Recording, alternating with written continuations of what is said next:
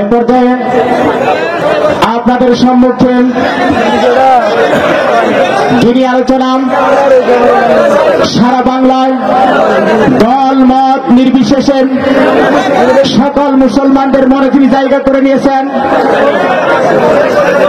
বিশিষ্ট Islamic scholar, সারা বাংলার আলোড়ন সৃষ্টিকারী, মোটিভেশনাল স্পিকার, যুব সমাজের আইডল হযরত মাওলানা আবু তুহা মোহাম্মদ আদনান সাহেব, আবু তুহা মোহাম্মদ আদনান সাহেব হযরতকে তাহার মহামূল্যবান বক্তব্য রাখার জন্য সবিনয় আহ্বান করছি।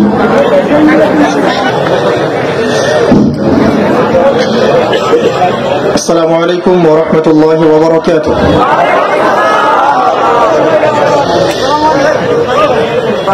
আলহামদুলিল্লাহ নাহমাদুহু ওয়া নাস্তাঈনুহু من يهده الله فلا مضل له ومن يضلل فلا هادي له ونشهد أن لا إله إلا الله وحده لا شريك له ونشهد أن محمدا عبده ورسوله فأعوذ بالله من الشيطان الرجيم بسم الله الرحمن الرحيم وقال الله تعالى في كلامه المجيد والفرقانه الحميد ومن أعرض عن ذكري فإن له معيشة ضنكا ونحشره يوم القيامة أعمى قال ربي لما حشرتني أعمى وقد كنت بصيرا قال كذلك أتتك آياتنا فنسيتها وكذلك اليوم تنسى قال رسول الله صلى الله عليه وسلم القرآن حجة لك أو عليك وقال عليه السلام إن الله يرفع بهذا الكتاب أقواما ويضع به الآخرين رب اشرح لي صدري ويسر لي أمري واحلل عقدة من لساني يفقه قولي اللهم فقهنا في الدين وعلمنا التأويل اللهم اجعلنا منهم الذين آمنوا وعملوا الصالحات وتواصوا بالحق وتواصوا بالصبر الحمد لله যাবতীয় প্রশংসা এবং গুণগান একমাত্র মহিয়ান ও গরিয়ান আল্লাহ সুবহানাহু ওয়া তাআলার জন্য, যে আল্লাহ রাব্বুল আলামিন নাযিল করেছেন মহাবিশ্বের এই মহাবিশ্বয় মহাগ্রন্থ আল কোরআনুল কারীম। বলি আলহামদুলিল্লাহ। শুকরিয়া জানাই সেই মহান রবের দরবারে যিনি আমাদেরকে মুসলিম পরিবারে জন্মগ্রহণ করার তৌফিক দান করেছেন। বলি আলহামদুলিল্লাহ। আবারও শুকরিয়া জানাই সেই মহান রবের দরবারে যিনি আমাদেরকে নবী মুহাম্মদ সাল্লাল্লাহু আলাইহি ওয়াসাল্লামের উম্মত হওয়ার সৌভাগ্য দান করেছেন। অগণিত অসংখ্য দরুদ এবং সালাত বর্ষিত হোক মহান আল্লাহ প্রেরিত সর্বশেষ নবী এবং চূড়ান্ত নবী, মানবতার মুক্তির দূত মুহাম্মদুর রাসূলুল্লাহ সাল্লাল্লাহু আলাইহি ওয়াসাল্লামের প্রতি আমরা সবাই অন্তরের অন্তঃস্থল থেকে একবার দরুদ পড়ি। আল্লাহুম্মা সাল্লি আলা মুহাম্মদ ওয়া আলা আলি মুহাম্মদ কামা সাল্লাইতা আলা ইব্রাহিম ওয়া আলা আলি ইব্রাহিম ইন্নাকা হামিদুম মাজিদ। اللهم بارك على محمد وعلى آل محمد كما باركت على إبراهيم وعلى آل إبراهيم إنك حميد مجيد। সম্মানিত উপস্থিতি, কেমন আছেন আপনারা?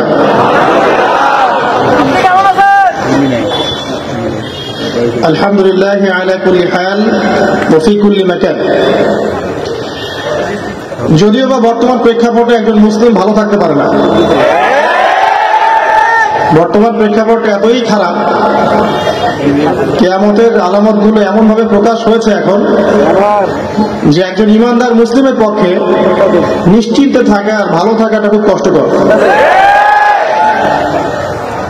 তারপরেও নবী সাল্লাল্লাহু আলাইহি ওয়াসাল্লাম আমাদেরকে দিক নির্দেশনা দিয়েছেন যে যখন ফিতনার যুগ আসবে, ফিতনার যুগ বলতে চতুর্দিক থেকে ফিতনার ফাসাদ,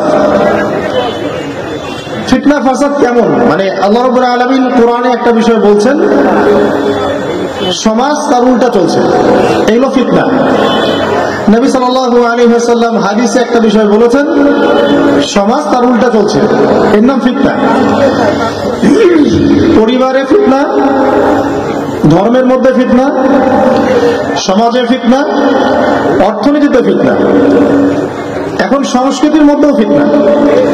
তো এই ফিতনাময় পরিবেশে নবী সাল্লাল্লাহু আলাইহি ওয়াসাল্লাম বলেছেন যে কেউ যদি ঈমান এবং আমলের উপরে, মানে নবী সাল্লাল্লাহু আলাইহি ওয়াসাল্লামের আদর্শের উপরে সবর করতে পারে, টিকে থাকতে পারে, তার জন্য 50 জন শহীদ সাহাবীর নেকি হবে ইনশাআল্লাহ। তো ফিতনাময় পরিবেশে যদি সবর করা যায়, হকের উপর অটল থাকার চেষ্টা করা যায়, ইনশাআল্লাহ আপনি 50 জন শহীদ সাহাবীর নেকি পাবেন ইনশাআল্লাহ। তো প্রত্যেকটা ক্ষেত্রেই আপনি ফিতনা পাবেন। পরিবারের দিকে তাকাবেন, দেখবেন পরিবারের বন্ধনগুলো আগের মতো নাই, প্রচুর ডিভোর্স হচ্ছে, স্বামী স্ত্রীর বিচ্ছেদ প্রচুর বেড়ে গেছে। তারপরে সন্তান সন্ততি আমাদের পরিবারে যারা আছে, দেখবেন এরা বেশিরভাগই দুনিয়াদার হয়ে গেছে, দিনের খুব একটা ফিকির নাই। বেশিরভাগ পরিবারের সদস্য দেখবেন নামাজ কালামের এখন ধার ধারছে না। ম্যাক্সিমাম পরিবার থেকে আস্তে আস্তে পর্দাটা কিন্তু শিথিল হয়ে যাচ্ছে। আপনি ব্যক্তি জীবনের দিকে তাকিয়ে দেখেন, গর্বের সাথে আমরা বলি না যে 90% মুসলিমের বাংলাদেশ, দেখবেন মেজরিটি সংখ্যক মুসলিম 5 ওয়াক্ত নামাজ জামাতে পড়ে না। বেশিরভাগ মুসলিম দেখবেন আল কোরআন বিশুদ্ধ করে তেলাওয়াতও করতে পারে না। তো এরপরেও আমরা দাবি করি যে আমরা প্রকৃত মুসলিম, জান্নাত আমাদের জন্য অপেক্ষা করছে। আসলে বাস্তবতা এমন নয়। যারা কোরআন আমরা টুকটাক পড়তে জানি, তাদের মধ্যে কত পার্সেন্ট কোরআনের অর্থ বোঝে? এই আল্লাহ পাকের কিতাব আমার হাতে আছে, এই কিতাবের অর্থ কতজন বোঝে, এটা একটা চ্যালেঞ্জ। যারা কোরআন পড়তে জানি আমরা, তাদের প্রতি চ্যালেঞ্জ, দেখেন তাদের মধ্যে কত পার্সেন্ট মানুষ কোরআনের অর্থ বলতে পারবে। আর অর্থটা যে জানা জরুরি, এই বিষয়টাও আমরা এখন জনগণকে বোঝাতে ব্যর্থ হচ্ছি। কোরআনের অর্থটা যে বোঝাটা জরুরি, এটা বোঝাতেও ব্যর্থ হচ্ছে। কারণ আমরা সবাই প্রত্যেক হরফে 10 নেকি পেতে চাই। কোরআন তেলাওয়াত করলে প্রত্যেক হরফে 10 নেকি হবে, এই তো। এই কনসেপ্ট যখন আমার মাথায় ঢুকে গেছে, আমি ওখানে নিজেকে থামিয়ে দিয়েছি। অর্থ বুঝে গবেষণা করলে এবং কোরআন কেন্দ্রিক জীবন ব্যবস্থা গড়লে যে আরো বেশি নেকি হয়, এটা আমার মাথায় নাই। প্রত্যেক হরফে 10 নেকি আপনি পাবেন তেলাওয়াত করলে, কিন্তু অর্থ বুঝে এর ভিতরে ঢুকলে, গবেষণা করলে এর মূল স্বাদটা পাওয়া যায়, এটা আমরা বুঝতে পারছি না। দেখবেন বেশিরভাগ মানুষ কোরআনের অর্থটা জানে না। আবার আমরা যারা টুকটাক ভাঙাচোরা অর্থ জানি, তারা আবার দেখবেন কোরআনের সমস্ত আদেশ মেনে চলতে পারছি না এবং কোরআনের সমস্ত নিষেধও বর্জন করতে পারছি না। সমস্যা কিন্তু এখানেও থেকে গেছে। আবার কোরআনের ব্যাখ্যায় আছে হাদিস। তো এই হাদিসকে কেন্দ্র করে কোনো বিভ্রান্তির সুযোগ ছিল না, কিন্তু এখানেও আমরা বিভিন্ন জাল এবং বানোয়াট হাদিসের উপর আমলও শুরু করেছি। হাদিসের নামে এমন অনেক কিছুই চলছে সমাজে, যেগুলোর সাথে হাদিসের কোনো সম্পর্ক নাই। আমি বলতে চাচ্ছি যে হাদিসের নামে আবার সমাজে এমন অনেক আমল চালু আছে, যেগুলোর সাথে আবার হাদিসের কোনো সম্পর্ক নেই। তো দেখুন, ধর্মের মধ্যে সমস্যা থেকে গেছে। আবার আমরা সবাই মুসলিম, আমাদের সবার ইউনাইটেড থাকার কথা। মুসলিম একটা জাতি, তাদের আল্লাহ একজন, রাসূল একজন, কিবলা এক, তাদের সবার মধ্যে একটা ইউনিটির কথা ছিল। কিন্তু আমরা ধর্মতাত্ত্বিক ভাবে এবং পলিটিক্যালি আমরা বিভিন্ন দলে বিভক্ত এবং আপসের মধ্যে মিল মহব্বত কম। বাইরে হয়তো আমরা বলি যে আমি একজন ধর্মতাত্ত্বিক দলের সদস্য, সে আরেকটা ধর্মতাত্ত্বিক সংগঠনের সদস্য, সে আরেকটা মানহাজ ফলো করে, সে আরেক জামায়াতের, সে আরেক তরিকার ইত্যাদি। আমরা সবাই এক, যদি আমরা বাইরে কথাটা বলি, কিন্তু অন্তর থেকে কিন্তু আমাদের এই বিষয়টা আসছে না। যদি আমরা ভিতর থেকেই ঐক্যবদ্ধ হতে পারতাম, তাহলে উম্মার আজকে এই অবস্থা হতো না। তো দেখুন, ধর্মকেন্দ্রিক অনেক প্রবলেম থেকে গেছে এখন। আবার আল্লাহ রাসূল সাল্লাল্লাহু আলাইহি ওয়াসাল্লাম হাদিসের মধ্যে এবং আল্লাহ পাক কোরআনের মধ্যে ধর্ম নিয়ে বাড়াবাড়ি করতে নিষেধ করেছে। ধর্ম নিয়ে বাড়াবাড়ি করো না, তোমরা নিজেদের ধর্ম পালন করো। তা আমরা নিজের ধর্ম যতটা না পালন করি, অন্যের ধর্মের দিকে আঙ্গুলটা তার চেয়ে বেশি তুলি। আমরা আগে নিজের রিলিজিয়নটাকে ঠিক মতো পালন করি, দেখবেন সমাজ ঠিকই পরিবর্তন হয়ে গেছে ইনশাআল্লাহ। তো আমি একটা ধর্ম পালন করি বলে অন্য ধর্মের মানুষের প্রতি বিদ্বেষ পোষণ করতে হবে, তাদের উপর ঘৃণার মনোভাব প্রকাশ করতে হবে, এটা আল্লাহ পাক শেখান নাই, তার রাসূল শেখান নাই। আল্লাহ এবং তার রাসূল কি শিখিয়েছেন? ইসলামের সত্য বিষয়টাকে আপনি সবার সামনে উপস্থাপন করবেন, যার ইচ্ছা হবে সে কবুল করবে, যার ইচ্ছা হবে সে অস্বীকার করবে। যার যার কবরে শেষে যাবে, যার যার হিসেব শেষে দিবে। চাপিয়ে দেওয়ার সিস্টেম তো ইসলামের মধ্যে নাই। এখন আসেন, পরিবারের আপনাকে ফেতনা কিছু বললাম। অর্থনীতির জীবনে যাবেন, ব্যবসা বাণিজ্যের মধ্যে যান, দেখেন বেশিরভাগ কালোবাজারি করছে, সিন্ডিকেট করছে, মজুদদার মাপে কম দিচ্ছে, জনগণকে ঠকাচ্ছে, করছে না? এগুলো পলিটিক্যাল ফেতনা, এগুলো ইকোনমিক্যাল ফেতনা। তারপরে আপনি আরো দেখবেন ইকোনমিক সেক্টরে রিবা ভর্তি, সুদ রিবা মানে কি? সুদ, রিবা দিয়ে ভর্তি। ঘুষ ছাড়া কাজ হচ্ছে না, ঠিক আছে? অন্যের সম্পদ আত্মসাৎ না করলে আমাদের পেটের ভাত হজম হচ্ছে না। এই যে দুর্নীতি বলেন, ঘুষ বলেন, রিবা বা সুদ বলেন, হ্যাঁ, তারপরে কালো বাজারি বলেন, কালো টাকা সাদা করার টেন্ডেন্সি বলেন, পাচার বলেন, সবগুলো অর্থনৈতিক ফেতনা। এগুলো হচ্ছে কি? অর্থনৈতিক ফেতনা। আর বিশ্বের ফেতনা তো পরে, ওটা বলার অপেক্ষা রাখে না। মানে বিশ্বের সবচেয়ে বড় ফেতনা ছিল দ্বিতীয় বিশ্বযুদ্ধ। তার আগে একটা হয়েছে প্রথম বিশ্বযুদ্ধ, যেখানে প্রায় কয়েক কোটি মানুষ মারা গেছে, আর সেকেন্ড ওয়ার্ল্ড ওয়ারে আরো বেশি মানুষ মারা গেছে। তো এখন বিশ্বকে ঠেলে দেওয়া হচ্ছে একটা থার্ড ওয়ার্ল্ড ওয়ারের দিকে। মানে যে কোনো সময় একটা তৃতীয় বিশ্বযুদ্ধের আশঙ্কা করছেন এখনকার যারা মিলিটারি অ্যাফেয়ার্স নিয়ে পড়াশোনা করেন, ওয়ার্ল্ড অ্যাফেয়ার্স নিয়ে পড়াশোনা করেন, তারা এগুলো বলতে পারবেন ভালো। বিশ্বকে একটা খাদ্য মন্দার দিকে ঠেলে দেওয়া হচ্ছে, বিশ্বকে একটা দুর্ভিক্ষের দিকে ঠেলে দেওয়া হচ্ছে, এবং মহামারীর মধ্য দিয়ে অলরেডি কিন্তু আমাদের বিভিন্ন দেশের ইকোনমিক অবস্থা ভালো না। তার উপরে খাদ্য সংকট, তার উপরে যে বৈশ্বিক যুদ্ধগুলো, আমদানি রপ্তানি বন্ধ হয়ে যাচ্ছে, তেল গ্যাসের দাম বেড়ে যাচ্ছে, জনগণ হাহাকার করছে। এই পলিটিক্যাল গ্লোবাল অ্যাফেয়ার্স এর ফিতনা এগুলো। আপনাকে এই জন্যই প্রথমে একটা কথা বললাম যে ফিতনাও একটা পরিবেশে একজন মুমিন যার অন্তর্দৃষ্টি আছে, যে কোরআন এবং সুন্নাহ দিয়ে এই বিশ্বের এই রহস্যগুলো উদ্ঘাটন করতে পারে, সে ভালো থাকতে পারে না।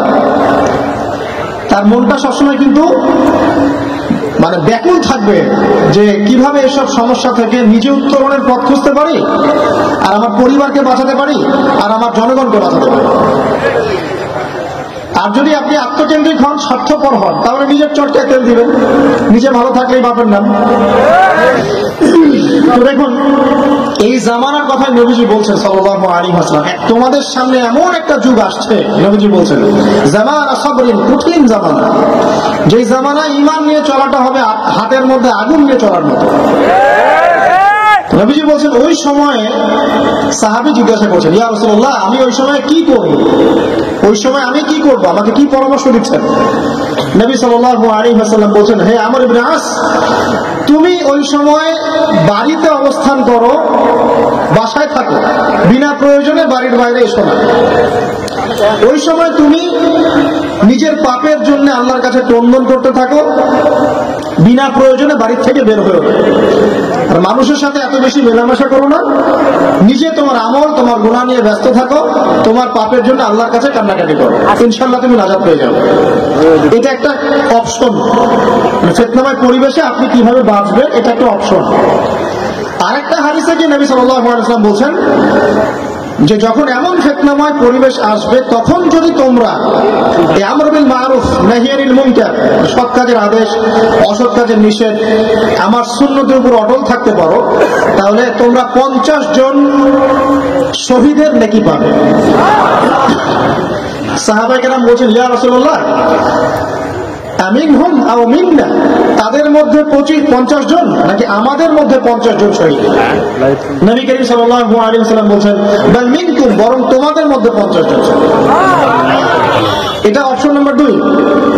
এক কি বললাম, আপনি নিজেকে নিয়ে ব্যস্ত থাকেন, বাসায় থাকেন, বিনা প্রয়োজনে বাড়ি থেকে বের হবেন না, মানুষের সাথে কম মেলামেশা করেন এবং নিজের পাপের জন্য আল্লাহর কাছে কান্নাকাটি করেন, নিজের আমল নামা নিয়ে ব্যস্ত থাকেন, ইনশাআল্লাহ নাজাত পাবেন।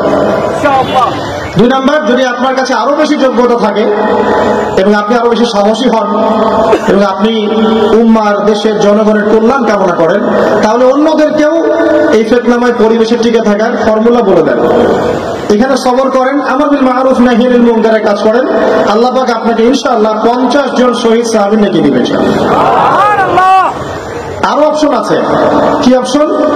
ওই যে আসহাবুল কাহফ কি করেছিল, একটা ফিতনাময় পরিবেশ থেকে নিজেরা আস্তে করে সরে গিয়েছে। যখন আপনি পরিবেশকে পরিবর্তন করতে আর পারছেন না, দাওয়াত দিয়েও কোনো কাজ হচ্ছে না, মানুষ কথাও শুনছে না, জুলুম নির্যাতন বাড়তেই আছে, টিকে থাকা মুশকিল, তখন তাদের হিসাবের দায়িত্ব আল্লাহর উপর ছেড়ে দেন, আপনি ওখান থেকে ডিসকানেক্টেড হয়ে যান। এটা একটা অপশন। এই অপশন বেছে নিয়েছিল ইব্রাহিম আলাইহিস সালাম, তার বাবাকে বুঝিয়েছেন, কাজ হয়নি, চলে গেছেন। এই অপশন বেছে নিয়েছিল আসহাবুল কাহফ, সবাইকে বোঝাচ্ছে কাজ হচ্ছে না, তার রাস্তায় করে চলে গিয়ে গুহার মধ্যে রাত কাটানো শুরু করেছে। এমনও হাদিস পড়েছি আমি যে ফিতনাময় পরিবেশে সবচেয়ে সৌভাগ্যবান হবে ওই শ্রেণীর মানুষ যারা দেখা যাবে যে পাহাড়ি কোনো এলাকায় বা দূরবর্তী কোনো জায়গায় বসবাস করছে, যেখানে বৃষ্টিপাত হয়, গরু, ছাগল, মেষ, বকরি এগুলো নিয়ে ওখানে চড়ায়, যখন আজানের সময় হয়, নামাজের ওয়াক্ত হয়, আজান দেয়, নামাজ পড়ে, দুনিয়ার ফিতনা থেকে এরা দূরে আছে, এরা সফল। এমনও হাদিস আছে। তো হয়তো আপনার কাছে মনে হচ্ছে না এখন ওই যুগ আসে নাই, কিন্তু আমি আপনাকে বলে দেই যে কোরআন এবং সুন্নাহর চোখ দিয়ে যদি আপনি দেখতে শেখেন এবং বর্তমান বিশ্বের প্রেক্ষাপটটা অ্যানালাইসিস করার যোগ্যতা আপনি অর্জন করেন কোরআন সুন্নাহর চোখ দিয়ে, আপনি বুঝতে পারবেন সেই সময় অনেক আগেই চলে এসেছিল। এখন ফিতনা এবং ফাসাদময় এই পরিবেশে আমরা কি করতে পারি, ছোট স্কেলে, বড় স্কেলে না, ছোট স্কেলে। আমি আজকে বড় বিষয় নিয়ে কথা বলতে আসলে, কারণ আমি চিন্তা করলাম যে আসলে প্রথমে যদি ব্যক্তিকেন্দ্রিক বিষয়টা ঠিক না হয়, বড় বিষয় আলোচনা করে কোনো লাভ নাই। আগে ব্যক্তি যদি ঠিক না হয়, বড় বিষয় আলোচনা করে আসলে কোনো লাভ নাই, আপনারা বুঝবেনও না, মাথার উপর দিয়ে চলে যাবে। এখন গ্লোবাল অ্যাফেয়ার্স নিয়ে কথা বলে খুব একটা ফায়দা নাই আপনাদের। এখন ইকোনমিক পুরো এই সুদভিত্তিক সিস্টেম আপনি চেঞ্জ করতে পারবেন না, এবং পুরো যে তাগুতি ব্যবস্থা আপনি চেঞ্জ করতে পারবেন না। আপনি কি করতে পারবেন? আপনি নিজেকে পরিবর্তন করতে পারবেন, আপনার পরিবারকে পরিবর্তন করতে পারবেন। এতটুকু আপনার পক্ষে এখন পর্যন্ত সহজ, ঠিক না? ঠিক করে এটা আপনি এখন করতে পারবেন। তো এটার ফর্মুলা কি? ফর্মুলা ঘাটতে গিয়ে আল্লাহ পাক আমার মাথার মধ্যে একটা হাদিস নিয়ে এসে দিলেন, কারণ আমি বিশ্বাস করি যে আপনারা বলছেন মৌলানা, আল্লামা, আমি আসলে এমন কিছু নই। এই কথাগুলো আসলে আমার সাথে যায় না। আমি নিতান্তই একজন ছোট মানুষ এবং তালেবে ইলম, জ্ঞানের পথের পথযাত্রী, আর আমি তালেবে ইলম হয়ে থাকতে চাই। আমি মুফতি হই, আমি মুহাদ্দিস, মুফাসসির বা যে শব্দগুলো আপনারা বলছেন, এমন কিছুই নয়। আসলে কিয়ামতের মাঠে আমি জান্নাতে যেতে পারবো কিনা আমি নিজেই জানি না। যখন কোনো মানুষ নিজেকে অনেক বড় বড় করা শুরু করবে, বুঝে নিবেন সে ইবলিসের আনুগত্য করা শুরু করেছে। কারণ ইবলিস বলেছিল আমি খলাকতানি মিন নার ওয়া খলাকতাহু মিন তিন, আমাকে সৃষ্টি করেছেন আগুন দিয়ে, আদমকে সৃষ্টি করেছেন মাটি দিয়ে, আমি কেন আদমকে সিজদা করতে যাব? তো এটা ইবলিসের চরিত্র, আদা ওয়াস্তাকবার, সে উদ্ধত হয় এবং অহংকার প্রদর্শন করে। তো আমি মনে করি যে আমি কিছু বলি না, আল্লাহ রাব্বুল আলামিন আমাকে বলার তৌফিক দেন মাত্র, আলহামদুলিল্লাহ। তা আমার মাথায় একটা হাদিস আসছে, সকাল থেকে ঘুরছে। সেটা হচ্ছে, দেখুন, বারা ইবনে আযিব রাদিয়াল্লাহু আনহু থেকে বর্ণিত হাদিসটা আসছে এবং হাদিসটা বিশুদ্ধ। এখান থেকে আমি মূল আলোচনা যাচ্ছি যে একদিন আনসার মানুষদের মধ্যে, আনসার কারা? আমাদের আনসার বাহিনী। আনসার কারা? যারা মুহাজির সাহাবীদেরকে আশ্রয় দিয়েছিল মদিনায়, তাদেরকে কি বলা হয়? আনসার। তাহলে শব্দটা সুন্দর না? তাহলে আমাদের বাহিনীর নামটাও সুন্দর, মাশাআল্লাহ। তো আনসার সাহাবীদের মধ্যে একজন ইন্তেকাল করেছেন, ইন্না লিল্লাহি ওয়া ইন্না ইলাইহি রাজিউন। এখন তাকে দাফন করা হচ্ছে, আর নবী সাল্লাল্লাহু আলাইহি ওয়াসাল্লাম কবরের পাশে চুপ করে বসে পড়লেন। তার বসা দেখা দেখি বাকি সাহাবীরাও তাকে ঘিরে গোল করে বসে পড়লেন। তারা বলছেন আমরা এমন ভাবে এখানে বসেছিলাম যেন আমাদের মাথার উপরে পাখি এসে বসতে পারে, চুপচাপ, কোনো নড়াচড়া নাই। দেখেন রাসূলের সাথে বসার সুন্নত, দেখেন কোরআন এবং হাদিসের মাহফিলে বসার কিন্তু সুন্নত আছে। এখানে বসে দুনিয়াবি এত গল্পগুলো করা যাবে না, এই মোবাইল টোবাইল হাবিজাবি এত ব্যস্ত থাকা যাবে না, দিলের কান দিয়ে শুনতে হবে, ঠিক আছে? আদব আছে, না হলে কথা আপনার উপর তাসির করবে না। তারা এমন ভাবে বসেছিলেন যেন মাথার উপরে পাখি বসতে পারে, সুবহানাল্লাহ।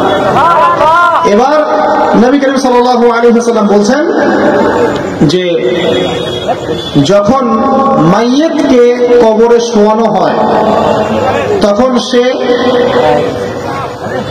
তাকে দাফন করে যাওয়া ব্যক্তিদের হাঁটার খসখস আওয়াজ শুনতে পায়। এরপরে তাকে যখন শুইয়ে দেওয়া হয়, সে যদি মুমিন ব্যক্তি হয় তাহলে তার মাথার দিকে তার সালাত এসে দাঁড়িয়ে যায়। দুনিয়াতে আপনি যে নামাজগুলো করেছেন, আমি যে নামাজগুলো করছি, এগুলো মাথার দিকে দাঁড়িয়ে যায়। ডান দিকে চলে আসে তার সওম, সওম মানে কি? রোজা। বাম দিকে চলে আসে যাকাত, যাকাত মানে কি? যাকাতের সাথে তো আমরা পরিচিত নই। আমরা ওই যে রাস্তাঘাটে যে দান খয়রাত গুলো উঠানো হয় এগুলোর সাথে খুব পরিচিত, তাই না? কত টাকা কত পয়সা কিন্তু গান ঘরে আর টাকা কালেকশন করে না। অনেক সময় দেখা যায় রাস্তায় যাচ্ছি আমরা গাড়ি নিয়ে, পারলে গাড়ির সামনে এসে হুমড়ি খেয়ে পড়বে টাকা নেওয়ার জন্য। এইভাবে টাকা কালেকশন করতে কে শিখিয়েছে ইসলামে? আর আমরা অনেক সময় ছোট ছোট বাচ্চাদেরকে দিয়ে, মাদ্রাসার ছোট ছোট বাচ্চাদেরকে দিয়ে টাকা কালেকশন করাই, এটা ঠিক না। কেন ঠিক না জানেন? ছোটবেলা থেকেই ওর ব্যক্তিত্ব নষ্ট হচ্ছে। এই হাতটা উত্তম না এই হাতটা উত্তম? উপরের হাত উত্তম, নিচের হাত উত্তম? তো ছোটবেলা থেকে সে নিচের হাতে অভ্যস্ত হচ্ছে। দেখেন এত টাকা পয়সা কালেকশন করে আমাকে আর একটা স্বতন্ত্র মসজিদ করতেই হবে জরুরি? খুবই জরুরি ছিল। মানুষের কাছে হাত চেয়ে, হাত পেতে রাস্তাঘাটে এরকম করে গাড়ি থামিয়ে, তারপরে কি বলবো, সুর করে গান গেয়ে এত টাকা পয়সা কালেকশন করতেই হবে? মসজিদটা আমাকে টাইলস ফিটিং করতেই হবে? এসি মসজিদ করতেই হবে? আমরা এমনও মসজিদ রংপুরে দেখেছি 10 বছরেও টাকা কালেকশন শেষ হয়নি। 10 বছর ধরে কালেকশন হচ্ছে। আমি ছোটবেলা থেকে দেখছি কালেকশন হচ্ছে, কি বুঝলেন? তো এগুলো আমাদের ব্যক্তিত্ব নষ্ট করে। মুসলিমরা উপরের হাতের মালিক। সারা বিশ্ব আমরা একসময় চালিয়েছি। এই পশ্চিমা সভ্যতা আমাদেরকে কি শিখায়? সারা বিশ্ব আমরা চালিয়েছি।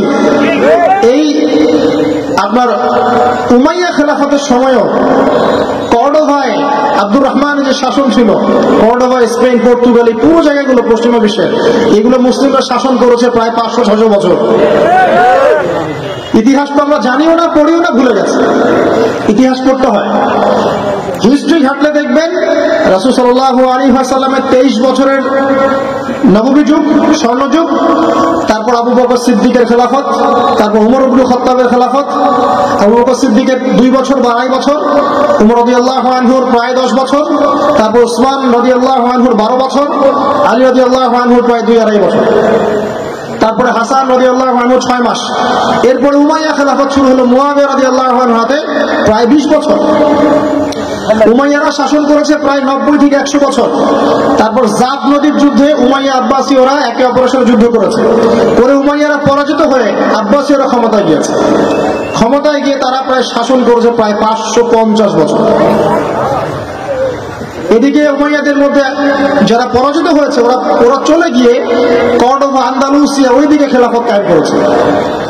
তারপরে আবার এদিকে ফাতেমি খেলাফত ছিল, উসমানীয় খেলাফত ছিল, তারপরে মিশরে তুরুনি একটা রাজবংশ ছিল, আমাদের সাবকন্টিনেন্টে মোগলরা ছিল, সারা বিশ্বে আমরাই ছিলাম। ইতিহাস তো ভুলে গেছে। তা আমরা সবসময় উপরের হাত ছিলাম, উপরের হাত আমরা দিতাম, মানুষ নিত। আর এখন কি হয়েছে, আমরা এখানে আমরা চাই, মানুষ দেয়। আর ওরা কি এমনি দেয়? ওরা চড়া সুদ দিবে না? ওয়ার্ল্ড ব্যাংকে যান লোন নিতে, চড়া সুদ। আর এই সুদ শোধ করতে গিয়ে বিভিন্ন দেশ শ্রীলঙ্কা হয়ে যাচ্ছে। সুদ তো শোধ করতে হবে, এমনি তো আপনাকে আর এগুলো দিবে না। এই সুদটা শোধ করতে গিয়ে আমাদের জিনিসপত্রের দাম বেড়ে যাবে, তারপরে দেখবেন জনগণের উপর কর বেড়ে যাবে, অনেক প্রবলেম। আর এই প্রবলেমগুলো ফেস করতে হবে কি কারণে? রিবা বা সুদের কারণে। তো এই যে বলছি, দেখেন ছোটবেলা থেকেই যে আমরা নিচের হাতে অভ্যস্ত হচ্ছি, এটা ত্যাগ করতে হবে। ব্যক্তিত্বের পরিচয় দেন। এত টাকা পয়সা চেয়ে প্রতিষ্ঠান করার দরকার নেই। আমার জমি আছে 1 বিঘা, আমি প্রতিষ্ঠান করবো ইনশাআল্লাহ। আপনার 2 বিঘা আপনি করেন, যার সামর্থ্য আছে সে করবে, সামর্থ্য নেই করার দরকার নেই। আর একটা মসজিদ যদি কবুল হয়, একটা মসজিদ একটা জেলার জন্য যথেষ্ট। একটা মসজিদ নববী থেকে নবী সাল্লাল্লাহু আলাইহি ওয়াসাল্লাম সারা দুনিয়া শাসন করেছে। আর আমাদের দাম কোটি কোটি মসজিদ, কোটি কোটি মসজিদ বাংলাদেশে। এই যুগের কথাও নবীজি বলেছেন, যে যুগে মসজিদগুলো চাকচিক্যময় হবে, মসজিদ কি হবে? চাকচিক্যময় হবে, হেদায়েত উঠে যাবে। এবং মসজিদের মধ্যে শোরগোল হট্টগোল বেড়ে যাবে। দেখেন না মসজিদে হট্টগোল বেড়ে গেছে না? এটা সেই যুগ। তো যেটা বলছিলাম প্রিয় ভাইরা, যে নিচের হাতে অভ্যস্ত না, উপরের হাতে অভ্যস্ত হতে হবে। এই কারণে এই যে একটা হাদিসের কথা শুরু করলাম, যে আনসার সাহাবী কারা ছিল? যারা মুহাজির সাহাবীদেরকে আশ্রয় দিয়েছে। এখন এই সাহাবীদের মধ্যে একজন ইন্তেকাল করেছে, তার লাশ যখন রাখা হচ্ছে তখন নবীজি বলছেন, মাথার দিকে মাইয়েতের আসে কি? সালাত। সালাত মানে কি? নামাজ। 5 ওয়াক্ত নামাজ আজকে থেকে ছাড়বেন? ওয়াদা করেন আজকে থেকে 5 ওয়াক্ত নামাজ ছাড়বো না ইনশাআল্লাহ। একটা হাদিস খালি বলি, মান তারাকা সালাতান মুতাআম্মিদান ফাকাদ কাফারা, মান তারাকা সালাতান মুতাআম্মিদান ফাকাদ কাফারা। আবার শুনেন, ক্বালা রাসূলুল্লাহ সাল্লাল্লাহু আলাইহি ওয়াসাল্লাম, মান তারাকা সালাতান মুতাআম্মিদান ফাকাদ কাফারা। আর মুয়াজ বিন জাবাল রাদিয়াল্লাহু আনহু কে নবী বলেছেন, মান তারাকা সালাতান মুতাআম্মিদান ফাকাদ বারিয়াত মিন জিম্মাতিল্লাহ। যে ব্যক্তি নিজের উপর ফরজ নামাজ ছেড়ে দিল, সে কুফরি করলো, সে কুফরি করলো, সে কুফরি করলো। মুয়াজ বিন জামালকে নবী সাল্লাল্লাহু আলাইহি ওয়াসাল্লাম বলছেন, যে ব্যক্তি ফরজ নামাজ ইচ্ছা করে ছেড়ে দিল, সে ব্যক্তি আল্লাহর জিম্মা থেকে মুক্ত হয়ে গেল। নামাজ ছাড়বেন প্রিয় ভাই? 5 ওয়াক্ত নামাজ জামাতের সাথে ইনশাআল্লাহ। আল্লাহ আমাকে তৌফিক দেন, আপনাদের সবাইকে তৌফিক দান করুন। জামাত যদি না পান, একা পড়ে নেবেন, ঠিক আছে? যদি ঘুমিয়ে থাকেন, ঘুম থেকে উঠে পড়বেন। ভুলে গেছেন, যখন মনে হবে তখন পড়বেন। ওযু করার পানি নাই, কি করবেন? তায়াম্মুম করবেন। তায়াম্মুমেরও কিছু নাই, আপনার কোনো কাপড়ই নাই, সতর ঢাকার কোনো কাপড়ই নাই, কি করবেন? বসে বসে নামাজ পড়বেন, ওই অবস্থাতে। এটা কোনো মাফ নাই। মানে আপনার ওযু করার কোনো পানি নাই, তায়াম্মুমের কিছুই নাই, কাপড়ও নাই, সতরে, তখনও নগ্ন হয়ে বসেই নামাজ পড়বে, মাফ নাই। যখন শোয়ানো হবে মাথা থেকে কি থাকবে? সালাত। তাহলে আমরা যারা ফরজ সালাত এখন আদায় করছি না, আজকে তওবা করেন, বলেন আস্তাগফিরুল্লাহ আল্লাযী লা ইলাহা ইল্লা হুয়াল হাইয়ুল কাইয়্যুম ওয়া আতুবু ইলাইহি। ওটা বের করছে, মানে অস্ত্র বের করছে, ফোন বের করে খারাপ করে মুখের সামনে ফোন। অনুমতিরও প্রয়োজন নেই যে ভাই একটা ছবি কি নিব, পারমিশনের দরকার। মানে ম্যানার্স কমন সেন্স নষ্ট করে ফেলছে।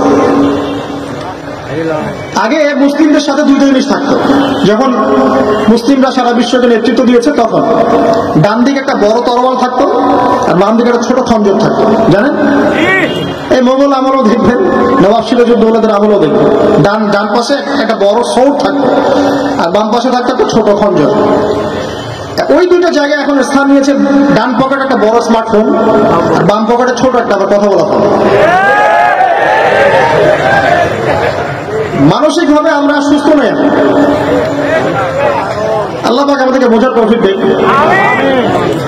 কথাগুলো আঘাত করার জন্য বলছি না, আমি কথাগুলো বলছি এই কারণে যে আমাদের এই যুব সমাজকে নিয়ে আমাদের অনেক আশা। যুবকরা ইসলাম শিখবে, এলেম শিখবে, আমল করবে, ইনশাআল্লাহ আগামী দিনে এই জাতিকে নেতৃত্ব দিবে। এই সময় থেকে যদি ওদেরকে ট্রেন্ড আপ করা না যায়, তাদের ম্যানার্স, বিহেভিয়ার, হিউম্যান বিহেভিয়ার গুলো ডেভেলপ করা না যায়, তাহলে আগামী দিনে কি এরা জাতিকে নেতৃত্ব দিতে পারবে? তো যে কথা বলছিলাম প্রিয় ভাইরা, দেখুন যাকাত ইসলামিক অর্থনীতির মূল ভিত্তি। কিভাবে জানেন? ব্যবসা এবং যাকাত এটা কি করে? এটা একটা মার্কেটের মধ্যে সম্পদ ঘুরতে থাকে। আমি বুঝাচ্ছি আপনাকে। মনে করেন আপনি ব্যবসা করছেন এবং যাকাত দিচ্ছেন। যাকাত কারা দিবে? যারা যাকাতের নিসাব পরিমাণ সম্পত্তি রাখে, মানে কিছুটা ধনী তারা। তো তারা ব্যবসা করছে, মাশাআল্লাহ। ব্যবসা যখন করে, ব্যবসা কি থাকে? লাভ থাকে, লস থাকে, লাভ থাকে, লস থাকে। লাভও হতে পারে আপনার, লসও হতে পারে। আর সুদে কি? শুধু লাভ, লস আছে? লস নাই। পার্থক্য বোঝেন। এখন ব্যবসা যখন আপনি করবেন, এই টাকা বা মূল যে ক্যাপিটাল যেটা বলে অর্থনীতির ভাষায়, এটা মার্কেটের মধ্যে সার্কুলেট করতে থাকবে। আজকে আপনি ধনী, লাভ করেছেন, কালকে লস করবেন, এই ধন আরেকজনের হাতে চলে যাবে। সে আবার ব্যবসা করছে, সে লাভ করলে সম্পদ তার হাতে থাকলো, লস করলে আরেকজনের হাতে। মানে এই মানিটার ক্যাপিটাল যেটা, এটা মার্কেটের মধ্যে ঘুরতে থাকে, ঘুরতে থাকে। আজকে কেউ ধনী, কালকে কেউ ধনী, আজকে কেউ ফকির, কালকে কেউ ধনী, এইভাবে। এখানে আল্লাহ পাক যাকে ইচ্ছা হয় ধন দেন, যাকে ইচ্ছা হয় দরিদ্র করেন। এটা আল্লাহ পাক নিয়ন্ত্রণ করেন। আবার এর মধ্যে যারা ধনী হবে তারা আবার যাকাত দিবে। কাকে যাকাত দিবে? যে গরিব তাকে। এই কারণে অর্থনৈতিক সাম্য থাকবে এবং টাকা ক্যাপিটাল মার্কেটে সার্কুলেট করতে থাকবে। এটা হচ্ছে ইসলামিক ইকোনমিক্স। বুঝতে পারছি না মনে হয়? আর রিবায় কি হবে? রিবায় কোনো লসের চান্স নাই। মানে এখানে ধনী আরো ধনী হতে থাকবে, গরিব আরো গরিব হতে থাকবে, প্লাস যাকাতও দিবে না। তখন সমাজের একটা অংশ অনেক ধনী হবে, আরেকটা অংশ একদম মাটিতে পড়ে যাবে, কোনো ব্যালেন্স হবে না। এই কারণে বিশ্বের একটা অংশ, ওই বিশ্বের একটা বড় অংশ যারা সুদখোর, যেখান থেকে সুদ এসেছে, ওইটা আস্তে আস্তে ধনী হয়ে গেছে এবং বিশ্বের বহু কান্ট্রি আস্তে আস্তে দারিদ্র্য সীমার নিচে চলে আসছে। এটা শুধু ব্যক্তির ক্ষেত্রেই নয়, সমাজের ক্ষেত্রে নয়, পুরো বিশ্বটা হচ্ছে। তো এই রিবা এবং ব্যবসা ভিত্তিক, যাকাত ভিত্তিক ইকোনমিক সিস্টেমের পার্থক্য, বেসিক ডিফারেন্স। রিবার মধ্যে আল্লাহ পাক তার হাত উঠিয়ে নেন, আল্লাহ পাক সেখানে আর ইন্টারফেয়ার করেন না। ঠিক আছে, সুদ খাচ্ছ, তুমি তোমার মতো চলো।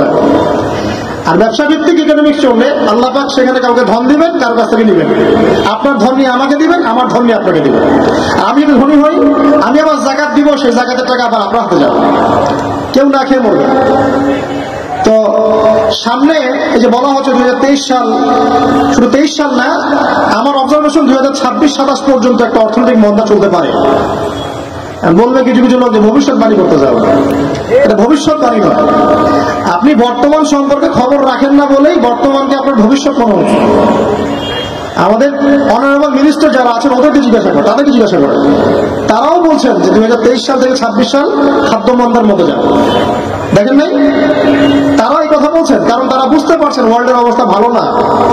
এখানে একটা সলিউশন বলছে, ইচ্ছা হলে আপনি গ্রহণ করতে পারেন, ইচ্ছা হলে নাও করতে পারেন।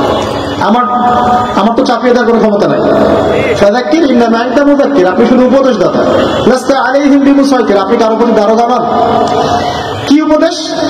এই যে যাকাত, যেটা যাকাত, আমাদের যাকাত যেটা আছে, এটাকে একটু বড় পরিসরে কালেক্ট করার চেষ্টা করতে হবে। করে যদি আমরা সুষ্ঠু বন্টন করতে পারি গরিবদের মাঝখানে, ইনশাআল্লাহ কেউ খাদ্য অভাবে মারা যাবে না। আল্লাহ পাক আমাদেরকে বোঝার তৌফিক দান করুন। এর পাশাপাশি তারা যেটা বলেছেন, ইকোনমিক সেকশনের লিডার যারা আছে তারা যেটা বলছেন এটা ঠিক বলছেন। তারা বলছেন কৃষিভিত্তিক অর্থনীতির কথা বলছেন, এটার সাথে আমি 100% একমত। কারণ আল্লাহ পাকের কোরআন, এই কোরআনের মধ্যে বেশিরভাগ যে অর্থনীতির কথা এসেছে তা হচ্ছে কৃষিভিত্তিক অর্থনীতি। এটা কি জানেন? হয়তো জানেন না। কোরআনে যত ইকোনমিক সিস্টেমের কথা আসছে তার মধ্যে সবচেয়ে বেশি এসেছে কৃষিভিত্তিক অর্থনীতির কথা, তারপর ব্যবসা এবং যাকাত। অতএব তারা ঠিকই বলেছেন, দেশের যারা ইকোনমিক সেকশনে গবেষণা করছেন তারা ঠিক কথাই বলেছেন যে কৃষিভিত্তিক অর্থনীতি হচ্ছে আমাদের অর্থনৈতিক মন্দা দূর করার অন্যতম উপায়। ঠিক বলেছেন, আমি একমত। তো যাকাত, যেটা কথা বলছিলাম, বাম দিকে যাকাত আসবে। তো যাকাত আমরা দিব তো ইনশাআল্লাহ ভাই? যাদের, শোনেন, বাংলাদেশে এমন অনেক শিল্পপতি আছে যাদের একজনের যাকাতের টাকা দিয়ে একটা গ্রাম চলতে পারে। আর যাকাতের টাকা কিন্তু শুধু এক বছরে আসবে না, প্রতি বছরেই ঘুরে ঘুরে আসবে। মনে করেন যে আপনাদের এলাকার মধ্যে অনেক বৃত্তশালী আছেন, আমি দোয়া করি মন থেকে আল্লাহ পাক বৃত্তশালীদের অন্তরটাকে নরম করে দিক এবং ওসমান রাদিয়াল্লাহু আনহুর মতো দানশীল করে দিক। আমরা দোয়া করি, আমরা কারো খারাপ চাবো, সবার জন্য হেদায়েতের দোয়া করব। টাকা থাকতে তো সমস্যা নাই, কিন্তু টাকা থেকে যদি ওসমান রাদিয়াল্লাহু আনহু হতে না পারলাম তাহলে সমস্যা। টাকা থাকতে কোনো সমস্যা নাই, ধন আপনাকে আল্লাহ দিতেই পারে। এই ধনটাকে উসমান গনি রাদিয়াল্লাহু আনহুর মতো আল্লাহর পথে বিতরণ করে দেন, ইনশাআল্লাহ আল্লাহ পাক আপনাকে জান্নাতুল ফেরদৌস দান করবেন। তো অনুরোধ থাকবে, দেখেন আপনারা যদি একটা এলাকার যাকাত কালেক্ট করতে পারেন, মনে করেন কথার কথা এখানে কিছু মেয়ে আছে যারা খারাপ পথে পা বাড়িয়েছে, আমার কথা বুঝতে পারছেন?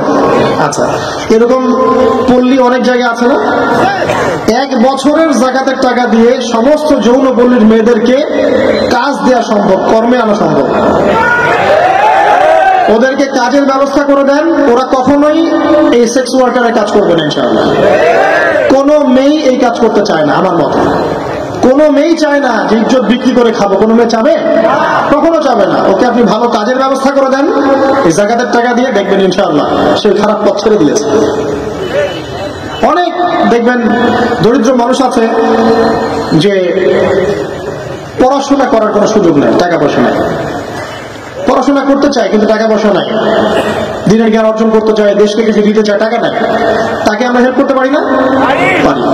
অনেক মানুষ আছে মাদক দ্রব্য বিক্রি করছে, তাকে বুঝান, দিনের হেদায়েত দেন যে ভাই আমি তোমাকে আরো ভালো চাকরি দিব, ভালো ব্যবসা দিব, তুমি ছাড়বা কিনা? বললাম ছেড়ে দিব ইনশাআল্লাহ, বুঝালে ছেড়ে দেবেন ইনশাআল্লাহ। এই যে মেগা প্রজেক্ট যেটা কথা বলি আমরা, আত্ম উন্নয়নমূলক বলেন, যুব উন্নয়নমূলক বলেন বা কান্ট্রি ডেভেলপমেন্টের কথা বলেন, এখানে যাকাত একটা বড় শক্তি হতে পারে। তবে এটাকে সুষ্ঠুভাবে কালেক্ট করতে হবে এবং যাকাতের যে 8টা খাত আছে এই খাতগুলোতে সুষ্ঠুভাবে বন্টন করতে হবে। অমুসলিমদেরকেও যাকাত দেওয়া যায়, জানেন? অমুসলিম যদি কেউ থাকে, দরিদ্র, তাকেও যাকাত দিয়ে সহযোগিতা করা যায়। আমরা সহযোগিতা করি না বলেই তো যে পশ্চিম থেকে লোকজন এসে সহযোগিতা করে খ্রিস্টান বানাচ্ছে এখন সবাইকে, আরো বাড়বে দিন দিন। দেখেন আমরা তো সহযোগিতা করছি না, আপনার পাশে আপনার প্রতিবেশী না খেয়ে মারা যাচ্ছে, আপনি যাচ্ছেন না, এখন তো অন্য কেউ এসে যদি সাপোর্ট করে মতো তার দলেই ভিড়বে তখন, স্বাভাবিক, এটাই হচ্ছে এখন। আল্লাহ বোঝার তৌফিক দান করে আমাদের। বাম দিকে মাইয়াদের থাকবে কি ভাই? যাকাত। তারপরে পায়ের দিকে চলে আসবে তার আত্মীয়তার সম্পর্ক রক্ষার ইবাদত, তার এই যে অন্যান্য দান সদকা, তার নফল আমল, তার তাসবিহ তাহলিল, তার কোরআন তেলাওয়াত ইত্যাদি পায়ের দিকে চলে আসবে। এখানে একটা হাদিস এসেছে, সূরাতুল মুলক যে ব্যক্তি রাতের বেলা তেলাওয়াত করবে, কোন সূরা ভাই? তাবারাকাল্লাযী বিয়াদিহিল মুলক ওয়া হুয়া আলা কুল্লি শাইইন কাদির। এই সূরা যে ব্যক্তি রাতের বেলা করে তেলাওয়াত করবে ইনশাআল্লাহ সূরা মুলক কবরে তার সাথে থাকবে এবং কবরের আযাব থেকে সূরা মুলক তাকে বাঁচাবে ইনশাআল্লাহ। আমি বুঝাচ্ছি যে কি অবস্থাটা হবে। এবার দুজন ফেরেশতা মাথার দিক থেকে আসবেন, আসতে চাইবেন, সালাত বলবে এখান দিয়ে আসা যাবে না, এদিক দিয়ে আসা যাবে না। ডান দিক দিয়ে আসতে চাইবেন, এদিক দিয়ে আসা যাবে না। বাম দিক দিয়ে আসতে চাইবেন, যাকাত বলবে এদিক দিয়ে আসা যাবে না। পায়ের দিক দিয়ে আসতে চাইবেন, আমলগুলো বলবে এদিক দিয়ে আসা যাবে না। তখন যাই হোক তারা আসবেন। এটা তাদের এটা কথা কি? এটা কথাটা হচ্ছে যে সালাতের গুরুত্ব, সে সালাত আদায় করেছে, সে আমার হক আদায় করেছে, আমি তার পক্ষে আছি, এটা পক্ষে বোঝাচ্ছে। রোজা বলবে আমি ওর পক্ষে আছি, তাকে আপনি কোনো শাস্তি দিবেন না, আমি তার পক্ষে আছি। আপনারা দুজন তাকে শাস্তি দিবেন না, আমি যাকাত তার পক্ষে আছে, এটা পক্ষে থাকার কথা। তারপরেও তারা আসবেন, চোখগুলো হবে নীল এবং কালো, নীলাভ চোখে কালো। মুনকার নাকি উঠে বসিয়ে দেওয়া হবে। এবার 3টা প্রশ্ন। প্রথমে প্রশ্ন হচ্ছে কি? মান রব, তোমার রবকে? তখন মুমিন বান্দা বুক ফুলিয়ে বলবে রব্বি আল্লাহ, আমার রবকে আল্লাহ। পৃথিবীতে যে ব্যক্তি আল্লাহর সাথে শিরিক করে নাই, আল্লাহ তাওহীদের উপর থেকেছে এবং তার উপরে মৃত্যুবরণ করেছে, ইনশাআল্লাহ সে ব্যক্তি এর উত্তর নির্দ্বিধায় দিতে পারবে। আর দুনিয়াতে যে বা যারাই আল্লাহর সাথে শিরিক করবে, আল্লাহর সাথে শিরকের পাবে লিপ্ত হবে, ওই অবস্থায় মারা যাবে, তাওহীদের উপর থাকবে না, কশ্চিন কালেও মান রব্বুক উত্তর দিতে পারবে না। তারপরে প্রশ্ন হয়ে যাবে তোমার দিন কি ছিল? মুমিন বান্দা উত্তর দিবে কি? দিন ইসলাম, আমার দিন ছিল ইসলাম। এখানে শুনে রাখেন, পৃথিবীতে যারা ইসলামকে পরিপূর্ণরূপে পালন করবে তারাই এই উত্তর দিতে পারবে ইনশাআল্লাহ। যারা ইসলামকে ঠাট্টা বিদ্রুপের হাসি তামাশার পাত্র বানিয়েছে, মন চাইলে কিছু করি, মন চাইলে কিছু করি না, সহজগুলো একটু আমল করি, বাকি কিছুর আমল ধারি না, হ্যাঁ, নামাজ পড়ি, সুদ ছাড়তে পারি না, ঠিক আছে, বছর বছর ওমরা করি, এদিকে ঘুষ দুর্নীতি ছাড়তে পারি না, ইসলামকে ঠাট্টা তামাশার পাত্র বানিয়েছে, এরা কোশ্চিনকালে উত্তর দিতে পারবে না। মা দিন দিনে পরিপূর্ণরূপে ইসলামে প্রবেশ করতে বলেছেন আল্লাহ রাব্বুল আলামিন। যারা পরিপূর্ণরূপে ইসলামে প্রবেশ করবে এবং ইসলামের প্রতিটা মৌলিক বিধান মেনে চলবে, ইনশাআল্লাহ তারা এর উত্তর দিতে পারবে। এরপরে আসবে তৃতীয় প্রশ্ন। নবী সাল্লাল্লাহু আলাইহি ওয়াসাল্লামকে দেখানো হবে, যখন দেখানো হবে তখন সূর্য যখন ডুবে যায়, যে দৃশ্যটা আমরা দেখতে পারি না, ওই দৃশ্যটা ভেসে উঠবে এবং মুমিন বান্দা অস্থির হয়ে যাবে, বলবে আমাকে ছেড়ে দাও, আমি নামাজ পড়বো। সুবহানাল্লাহ। কারণ তার কাছে মনে হবে যে আসরের ওয়াক্ত হয়ে গেছে, আসরের ওয়াক্ত হয়ে গেছে, আসরের ওয়াক্ত চলে যাচ্ছে, আমাকে নামাজ পড়তে হবে। চিন্তা করেছেন? ওই যে একটা হাদিস আছে না, যে 7 শ্রেণীর মানুষকে আল্লাহ রাব্বুল আলামিন আরশের ছায়া দিবেন, তার মধ্যে এক শ্রেণীর মানুষকে যার অন্তর মসজিদের সাথে ঝুলে থাকে, তার মন মসজিদের সাথে ঝুলে ছিল, এই সূর্য ডুবে গেল বলে আমাকে ছেড়ে দাও, আমি নামাজ পড়তে যাব। তখন ফেরেশতারা বলবেন তোমাকে নামাজ পড়তে দেয়া হবে, তবে তার আগে তুমি এর উত্তর দাও। কি উত্তর? এই ব্যক্তির দিকে তাকাও। তখন নবী সাল্লাল্লাহু আলাইহি ওয়াসাল্লামকে দেখানো হবে, সাল্লাল্লাহু আলাইহি ওয়াসাল্লাম দরুদ পড়বেন। বলা হবে যে এই ব্যক্তির সম্পর্কে তোমার কি ধারণা? মান হাযা রাজুল বুইসা ফীকুম, এই ব্যক্তিকে যাকে তোমাদের কাছে পাঠানো হয়েছিল। মুমিন ব্যক্তি নির্দ্বিধায় বলে দিবে যে তিনি হচ্ছেন আমার নবী মুহাম্মদুর রাসূলুল্লাহ সাল্লাল্লাহু আলাইহি ওয়াসাল্লাম। দেখুন, পৃথিবীতে যে বা যারাই নবী সাল্লাল্লাহু আলাইহি ওয়াসাল্লামের সুন্নতের উপর আমল করবে, ইনশাআল্লাহ সে তার উত্তর দিতে পারবে। দুনিয়াতে যারা নবীর সুন্নতের 5 পয়সা পরোয়া করছে না, তার আদর্শের 5 পয়সা দাম দিচ্ছে না, তারা কোশ্চিনকালে উত্তর দিতে পারবে। নাম হতে পারে আব্দুর রহমান, আব্দুর রহিম, নবীর সুন্নতের ধার ধারে না, তারা উত্তর দিতে পারবে। নবীর সুন্নতের গুরুত্ব কত গভীর, এটা আমাদেরকে এখান থেকে বুঝতে হবে। তাই প্রিয় যুবক ভাইরা, মুসলিম ভাইরা, আমাদের জীবনটাকে নবীর আদর্শ এবং সুন্নতে ঢেলে সাজাতে হবে। সকাল থেকে সন্ধ্যা পর্যন্ত প্রতিটা কাজ করবো কার তরিকায়? রাসূলের তরিকায়। নামাজ পড়বো তার তরিকায়, রোজা, সিয়াম, হজ, যাকাত, আমল, মুআমালাত, আখলাক সব কার তরিকায়? নবী সাল্লাল্লাহু আলাইহি ওয়াসাল্লামের তরিকা অনুযায়ী ইনশাআল্লাহ। আল্লাহ পাক তৌফিক দান করুন, আমিন।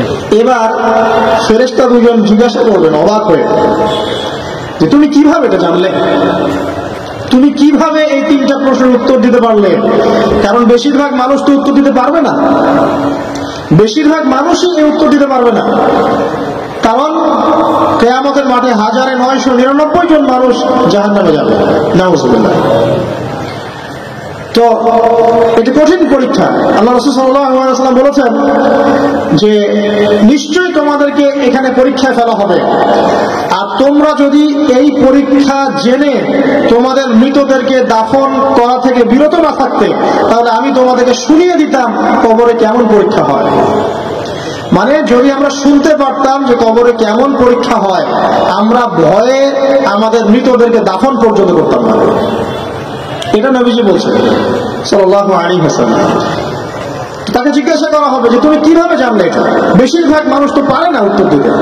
তখন সেই ব্যক্তি বলে বসবে, সেই ব্যক্তি বলবে যে করাতু কিতাব আল্লাহ, আমি আল্লাহর কিতাব এই কোরআন পড়েছি।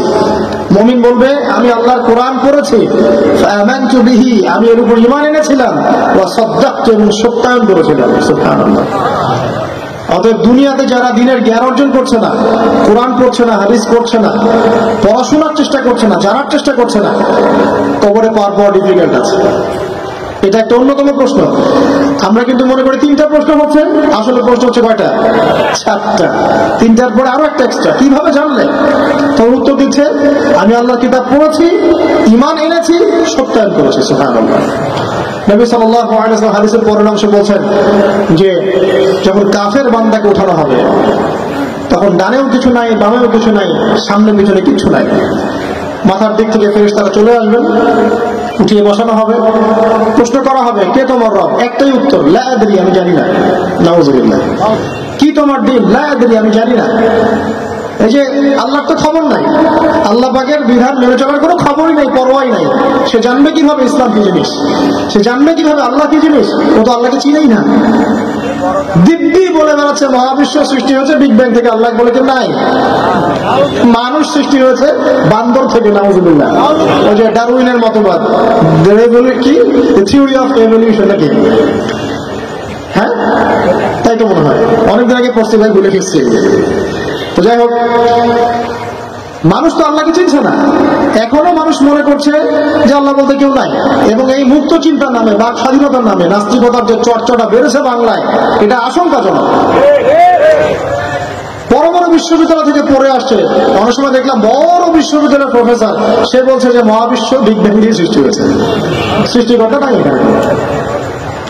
তো মুসলিম বিজ্ঞানীর একটা কথা বলতেন যে মানুষ বিজ্ঞান সম্পর্কে অল্প জানলে নাস্তিক হয়ে যায়, আর অনেক গভীর জ্ঞান অর্জন করলে আল্লাহর কাছে আত্মসমর্পণ করে। খেয়াল করে দেখবেন, ডক্টর ইঞ্জিনিয়ার যারা বড় বড় লেভেলে চলে গেছেন, অনেক সিনিয়র, তারা কিন্তু বেশিরভাগ নামাজি দেখবেন, নামাজ পড়ে, দান সৎকা করে, সমাজ কল্যাণমূলক কাজ করে। তারা কিন্তু রোগীর সেবা করতে গেলেও বলে যে নামাজ পড়িয়ে, রোজা রাখিয়ে, তারা কিন্তু বলে। অনেক ডক্টর আমি দেখেছি এমন, যারা যত বেশি গবেষণা করে তারা তত বেশি আস্তিক হয়ে যায়, আর টুটাফাটা গবেষণা করলে নাস্তিক হয়ে যাবে।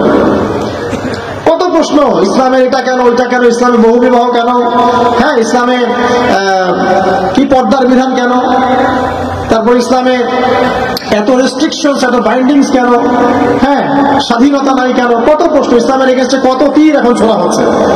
এই ব্যক্তি কেমন করে উত্তর দিবে যে মাহাদিন, তোমার দিন কি? আল্লাহর দিকে কত প্রশ্ন ছোড়া হচ্ছে, কত শিরকের পাপ আমরা করছি, অনেক সময় মুসলিম হয়েও শিরকের পাপ করছে। কিভাবে উত্তর দিবে মানবভ্য? 3 নাম্বার প্রশ্ন যখন করা হবে, এই ব্যক্তিকে দেখো দেখি, সে বলবে যে আমি জানি না এই ব্যক্তিকে, তবে শুনেছিলাম, মানুষের মুখে শুনেছিলাম, মানুষ যা বলতো আমি তাই বলতাম। মানে সে রাসূল সাল্লাল্লাহু আলাইহি ওয়াসাল্লামের নাম শুনেছিল হয়তো না, কিন্তু তার সুন্নত বা আদর্শ কখনো মেনে চলে পারল না। এবার জান্নাতি ব্যক্তি হলে কি হতো? ওই যে সূর্য ডুবছিল যেখানে, তার দৃষ্টির সীমা পর্যন্ত কবরকে প্রশস্ত করে দেওয়া হবে, এবং জান্নাতের একটা দরজা তার কবরে খুলে দেওয়া হবে। এটা কিভাবে করা হবে সেটা আল্লাহ পাক জানেন, এটার ব্যাখ্যা করার জ্ঞান আল্লাহ আমাদেরকে দেন নাই। যেই মানুষের ক্ষুদ্র জ্ঞানে মানুষ ব্যাকটেরিয়া ভাইরাস নিয়ে গবেষণা করতে হিমশিম খেয়ে যায়, সে মহাবিশ্বের স্রষ্টা নিয়ে কিভাবে গবেষণা করবে? আল্লাহ পাকের অসীম জ্ঞানের সামনে আমার জ্ঞান কি? খুবই ক্ষুদ্র। হাদিসে এসেছে বুখারী শরীফের মধ্যে, যে একটা মহাসমুদ্রের মধ্যে যদি একটা পাখি 1 ফোঁটা পানি উঠিয়ে নিয়ে যায়, ওই 1 ফোঁটা পানি হচ্ছে মহাবিশ্বের জ্ঞান, আর বাকি পুরো মহাসাগর হচ্ছে আল্লাহ পাকের জ্ঞান। তো আমরা এই ক্ষুদ্র জ্ঞানের মানুষ হয়ে আল্লাহর জ্ঞানকে কেমন করে পেনিট্রেট করতে পারি? তো আল্লাহ পাক জান্নাতের দরজাগুলো খুলে দিবেন, একটা দরজা খুলে দিবেন, সেখান থেকে বাতাস আসবে, সে জান্নাতের নাজ নিয়ামত উপভোগ করতে থাকবে, এবং তার রূহটাকে সবুজ রঙের পাখির আকৃতিতে জান্নাতে রেখে দেওয়া হবে। ইল্লিন মানে ওখানে জান্নাতের নিয়ামত সে পাবে। এটাকে বলা হয় দারুল বারজাখ, বারজাখের জীবন। জীবন অনেকগুলো, একটা ছিল রুহের জগৎ। রুহের জগতে আমরা সবাই ছিলাম। শোনেন, রুহের জগতে যার সাথে যার বন্ধুত্ব ভালোবাসা গভীর ছিল, দুনিয়াতে তার সাথে তার ভালোবাসা বেশি। এটা হয়তো জানেন না, জানতেন হাদিসটা? রুহের জগতে যদি কখনো আপনার সাথে আমার দেখা হয়ে থাকে, দুনিয়াতে আপনার সাথে আমার দেখা হবে ইনশাআল্লাহ। রুহের জগতে যদি আপনার আমার মধ্যে ঘনিষ্ঠ ভালোবাসা থেকে থাকে, এখানেও ভালোবাসা হয়ে যাবে ইনশাআল্লাহ। এটা বলে আমি আমার তোমাদের বয়ফ্রেন্ড গার্লফ্রেন্ড ভালোবাসা বুঝাই না, ওই ভালোবাসার কথা বলি না। আবার রুহের জগতে বিদ্বেষ, এখানেও দেখবেন বিদ্বেষ। ওটা একটা জগৎ ছিল যেখানে আল্লাহ পাক সমস্ত আদম সন্তানকে সৃষ্টি করে তাদের রূহটাকে রেখেছিলেন। সূরা আরাফের 182 নম্বর আয়াত করে দেখবেন, 182 নম্বর আয়াত। আল্লাহ পাক বলেছিলেন যে আমি ওয়াদা নিয়েছিলাম, আলাস্তু বিরাব্বিকুম, আমি কি তোমাদের রব নই? আমরা সবাই বলেছিলাম বেলা ইয়া রব্বি, অবশ্যই আপনি আমাদের রব। দুনিয়াতে এসে আমরা ভুলে গেছি। এই ভুলে যাওয়াটা মনে করায় দেওয়ার জন্য আল্লাহ পাক আসমানে কিতাব নাজিল করেন, নবী রাসূল পাঠান, আমাদের কান পর্যন্ত ইসলামের দাওয়াত পৌঁছে দেন, যাতে আমরা মনে করতে পারি। এবার আসেন রুহের জগতের পর আসলাম এই যে দুনিয়ার জগৎ, দারুদ দুনিয়া। দুনিয়ার মধ্যে আছি হয়তো 50, 60, 70, 100 বছর হাইয়েস্ট। এরপর যাবে দারুল বারজাখ, বারজাখের জগৎ। পাপী ব্যক্তি হলে জাহান্নামের দরজা খুলে দেওয়া হবে, আর জাহান্নামের সে আযাব ভোগ করতে থাকবে। এবং পুণ্যবান ব্যক্তি হলে জান্নাতের দরজা খুলে দেওয়া হবে এবং এর নাজ নেয়ামত সে ভোগ করতে থাকবে। তখন তাকে বলা হবে এটা জান্নাতের সেই জায়গা যেখানে তুমি থাকবে। এটা দেখার সাথে সাথে, শোনার সাথে সাথে তার যে খুশি, উৎফুল্লতা আরো অনেক বেড়ে যাবে। এবং সে কি করবে জানেন? সে পৃথিবীতে ফিরে আসতে চাইবে। সে বলবে আমাকে আমার পরিবার বর্গকে জানাতে দেন, আমাকে আমার পরিবার বর্গকে জানাতে দেন যে আমি ভালো আছি। তখন ফেরেশতারা তাকে বলবেন যে এটা সম্ভব না, তোমার এবং তাদের মাঝে দারুল বারজাখ আছে, তুমি এটা ভেদ করে যেতে পারবে না। তখন তার আত্মাটাকে ইল্লিনে দেওয়া হবে, একটা সবুজ পাখির আকৃতিতে জান্নাতে ঘুরে বেড়াবে ইনশাআল্লাহ। আর যদি জাহান্নামী হয় তাহলে যে বললাম দরজা খুলে যাবে, জাহান্নামের মর্মান্তিক আযাব তার দিকে আসতে থাকবে। কবর সংকুচিত হয়ে আসবে এমন ভাবে যাতে তার বাম পাঁজর ডান পাঁজরের ভিতরে এইভাবে ঢুকে যাবে। নাউযুবিল্লাহ।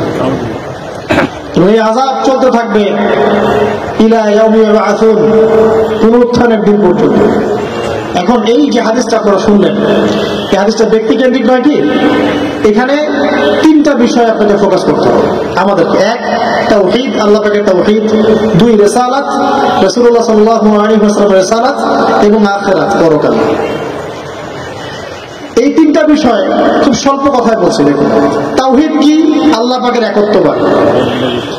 এক আল্লাহকে আপনি সৃষ্টিকর্তা মানবেন, রিজিক দাতা মানবেন, পালন কর্তা মানবেন, সন্তান দাতা, ভালো মন্দের মালিক, সমস্ত কিছুর মালিককে আল্লাহ। আল্লাহ আল্লাহ আমাকে বাঁচিয়ে রেখেছেন, আল্লাহ আমাকে মৃত্যু দিবেন, আল্লাহ আমাকে রিজিক দেন, আল্লাহ আমাকে সন্তান দিবেন, আল্লাহ আমার ভালোর মালিক, আল্লাহ মন্দের মালিক, আল্লাহ সমস্ত কিছুর মালিক। এই কনসেপ্ট পরিষ্কার থাকবে, লা ইলাহা ইল্লাল্লাহ পরিষ্কার থাকবে। সমস্ত বিষয় কার পক্ষ থেকে?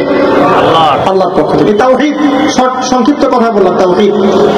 এর মধ্যে তিনটা ক্লাসিফিকেশন আছে: রুবুবিয়্যাত, উলুহিয়্যাত, আসমা ও সিফাত। এটা আপনারা কিতাবুত তাওহীদ বই থেকে পড়ে নিন।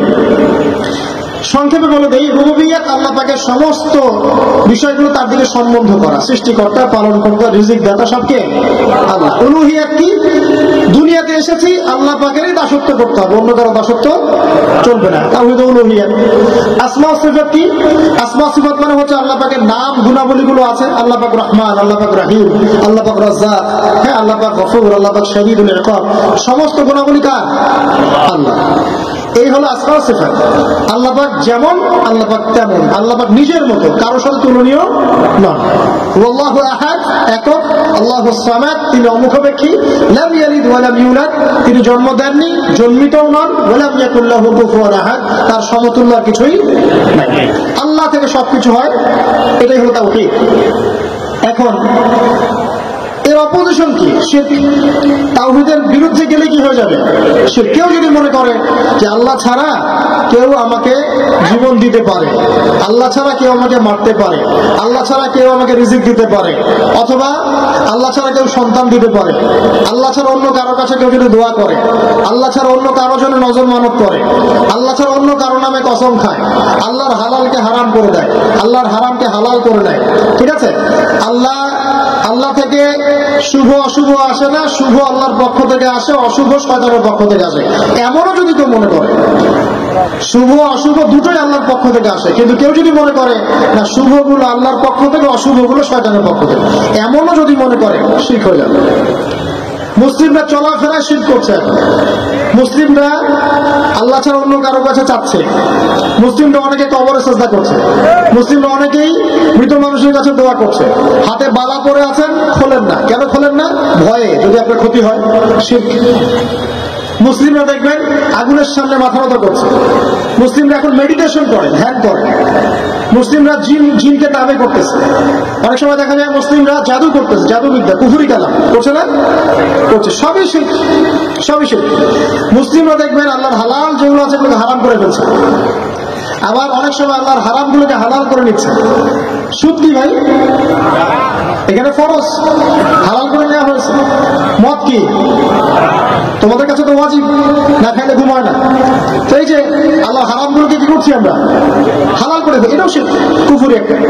তো এক কথায় তাওহীদের উপর যারা থাকবে মান রব্বুক উত্তর দিতে পারবে ইনশাআল্লাহ। যারা শিরক করে ফেলবে ওই অবস্থায় মারা যাবে, মান রব্বুক উত্তর দিতে পারবে না। আমার কথা কি বোঝা যাচ্ছে? আমি সহজ করার চেষ্টা করছি কিন্তু হয়তো পারছি না, এটা আমার ব্যর্থতা। এক কথায় যদি আমরা কবরের প্রথম প্রশ্নের উত্তর দিতে চাই তাহলে আমাদেরকে অবশ্যই তাওহীদের উপর থাকতে হবে, শিরকে যাওয়া যাবে না। প্রিয় ভাইরা, শিরকের পাপ থেকে আজকে তওবা করে ফেলবেন। আল্লাহ জেনে না জেনে জীবনে যত শিরক করেছে আল্লাহ মাফ করে দাও, আমিন। এবং আগামী দিনগুলোতে শিরকের পাপে লিপ্ত হয় না। প্রিয় ভাইরা, যদি আপনার আমলনামায় আসমান জমিন সমানও পাপ থাকে, শিরকের পাপটুকু না থাকে, আল্লাহ পাক আপনার পুরো পাপ মাফ করতে পারবে ইনশাআল্লাহ। আল্লাহ পাক বলেছেন মেরাজের রাতে নবী সাল্লাল্লাহু আলাইহি ওয়াসাল্লামকে আরশে আজিমের কাছে উঠিয়ে নিয়ে আল্লাহ পাক 3টা ওহী করেছেন। কয়টা ওহী? একটা ছিল 5 ওয়াক্ত নামাজ, ঠিক আছে? 2 নাম্বার হচ্ছে সূরা বাকারার শেষের 3টা আয়াত। 3 নাম্বার একটা ওয়াদা, একটা প্রতিশ্রুতি। সেটা কি? মুহাম্মদ সাল্লাল্লাহু আলাইহি ওয়াসাল্লাম, তোমার উম্মতের মধ্যে কেউ যদি আসমান জমিন সমান পাপ নিয়ে আমার সামনে হাজির হয় কিন্তু আমার সাথে কাউকে শরীক না করে, শিরক না করে, তাহলে আমি আল্লাহ তার সামনে আসমান জমিন সমান ক্ষমা নিয়ে হাজির হব, মানে মাফ করে দেওয়া হবে ইনশাআল্লাহ। অতএব শিরকের পাপে যায় না, ইনশাআল্লাহ জান্নাতে যাওয়া যাবে। যে ব্যক্তি মন থেকে একবার লা ইলাহা ইল্লাল্লাহ করেছে, সমস্ত বিষয় আল্লাহর দিকে সুপর্দ করে, তার অন্যান্য অনেক পাপ থাকতে পারে, আল্লাহ পাক চাইলে সব পাপ মাফ করতে পারে। অতএব মান রব্বুক উত্তর দিতে চাইলে শিরকের পাপে যাওয়া যাবে? যাবে না। আধুনিক শিরকের মধ্যে সবচেয়ে ভয়ঙ্করটা হচ্ছে এটা যে আমরা আল্লাহর হালালকে হারাম করে নিচ্ছি, হারামকে আবার হালাল করে দিচ্ছি। এখানে যায় না। সবকিছু আল্লাহ থেকে আসে। দোয়া আল্লাহর জন্য করবেন, নামাজ আল্লাহর জন্য, সবকিছু ইবাদত আল্লাহর জন্য, দ্বীনি ইলম অর্জন আল্লাহর জন্য। প্রতিটা কাজের করার আগে নিয়ত ফিক্স করবেন, কেন করব? পরকালীন স্বার্থ থাকলে করব, না হলে করব না। কেন তুমি টিকটকে যাবা না? কারণ পরকালীন কোনো স্বার্থ নাই। কেন তুমি ফ্রি মিক্সিং অ্যাফেয়ার্সে যাবা না? কারণ পরকালীন কোনো স্বার্থ নাই। কেন মদ খাবা না? পরকালীন কোনো স্বার্থ নাই। কেন মিউজিকে যাচ্ছ না? কারণ পরকালীন কোনো স্বার্থ নাই। কেন তুমি এই যে সুদ খাবা না? কারণ পরকালীন কোনো স্বার্থ নাই। যে কাজে পরকালীন কোনো স্বার্থ নাই সে কাজে কোনো মুমিন মুসলিম নাই। কেন নামাজ পড়বো? কারণ পরকালীন স্বার্থ আছে। কেন রোজা রাখবো? পরকালীন স্বার্থ আছে। কেন আমি হালাল বিয়ে করবো, হারাম জেনায় যাবো না? পরকালের স্বার্থ আছে। কেন আমি যাকাত দিয়ে ব্যবসা করবো, সুদ খাবো না? কারণ পরকালের স্বার্থ আছে। কেন ইসলামের দাওয়াত দিব? পরকালের স্বার্থ আছে। কেন হাদিস প্রচার করবো? কারণ পরকালের স্বার্থ আছে। ইসলামের জন্য সবর করবো কেন? পরকালের স্বার্থ আছে। পরকালের স্বার্থ যেখানে, মুসলিম সেখানে। পরকালীন স্বার্থ নাই, আমরা নাই। প্রত্যেকটা কাজ করার আগে নিয়তটা ফিক্স করতে হবে, পরকালের কোনো স্বার্থ আছে? যদি বলে হ্যাঁ আছে, তাহলে করবো। স্বার্থ নাই, আমি নাই। কোন ফুজুল কি বাত বা ফাহেসা কোনো কাজ, এসব কাজে আমরা নাই, বিকজ এগুলোতে কোনো পরকালীন স্বার্থ নাই। ব্যাস, আমাদের জীবনের প্রতিটা মোমেন্ট, প্রতিটা সেকেন্ড আল্লাহর দেয়া দান। আমি নিজের ইচ্ছা মতো এটাকে অপব্যয় করতে পারি না। হ্যাঁ, আপনি মিউজিক শুনতে চান, আপনি সং পছন্দ করেন, আপনি নাশিদ শোনেন, ইসলামিক নাশিদ শোনেন, ওখানে আপনার ইমান একটু দীপ্ত হবে, পরকালীন স্বার্থ আছে। আপনি নিজের যৌন চাহিদাকে দমন করতে পারছেন না, হালালভাবে বিয়ে করে নেন। বিয়ে করার পর আপনি যত ইচ্ছা স্ত্রীকে মহব্বত করেন, প্রত্যেকটা মহব্বতে নাকি পাবেন। এমনকি স্ত্রীর দিকে নেক নজরে তাকাবেন, তাতেও নাকি। তার মুখে খাবার তুলে দেবেন, তাতেও নাকি।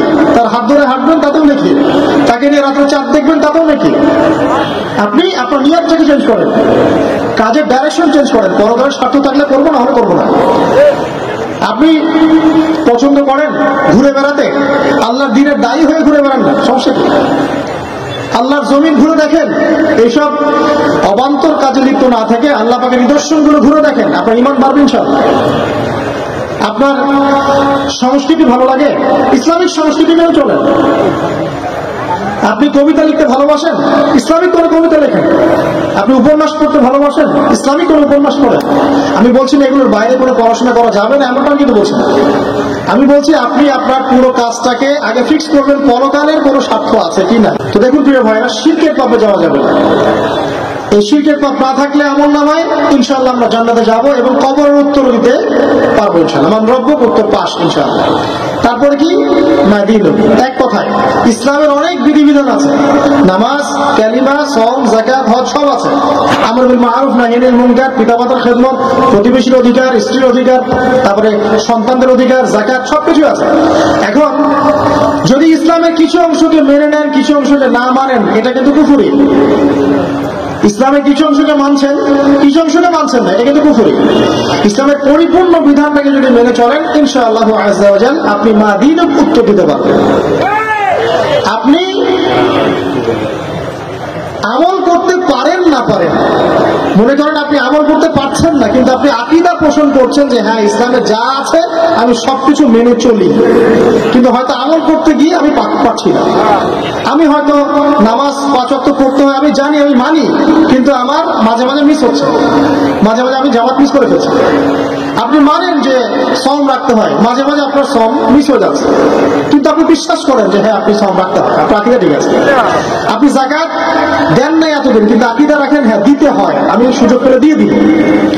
এই যে কনসেপ্টটা ক্লিয়ার রাখা যায়, ইসলামের বিধানগুলো প্রতিটা আমি মানি মন থেকে, হয়তো আমল করতে গিয়ে আমি পেরে উঠতেছি না বা হয়ে উঠছে না।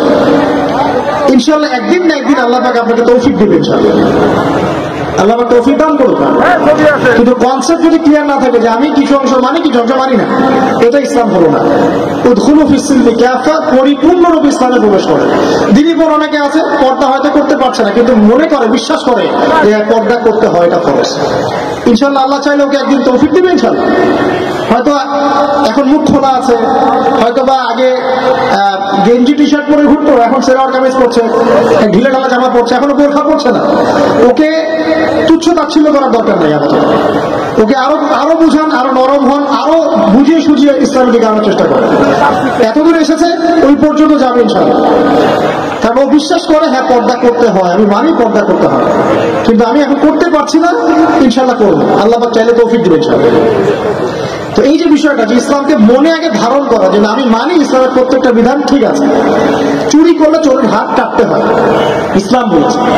ডাকাতি করলে শাস্তি আছে। জেনা যদি কেউ করে 100 বেত্রাঘাত, মদ খাইলে 40টা বেত্রাঘাত, ব্যভিচার যদি করে কেউ, এই পরকীয়া করে বিবাহিত ব্যক্তি, রজম। এইগুলো কেসাস, একজন একজনকে হত্যা করলে তাকেও কেসাস করতে হয়। এই বিধানগুলো আছে। এখন আপনি বলতে পারেন আমি এই ওয়ার্ল্ডের প্রেক্ষাপটে এটাকে বাস্তবায়ন করতে পারছি না, কিন্তু আমি বিশ্বাস করি ইসলামের বিধানগুলো আছে, এটা আল্লাহর বিধান।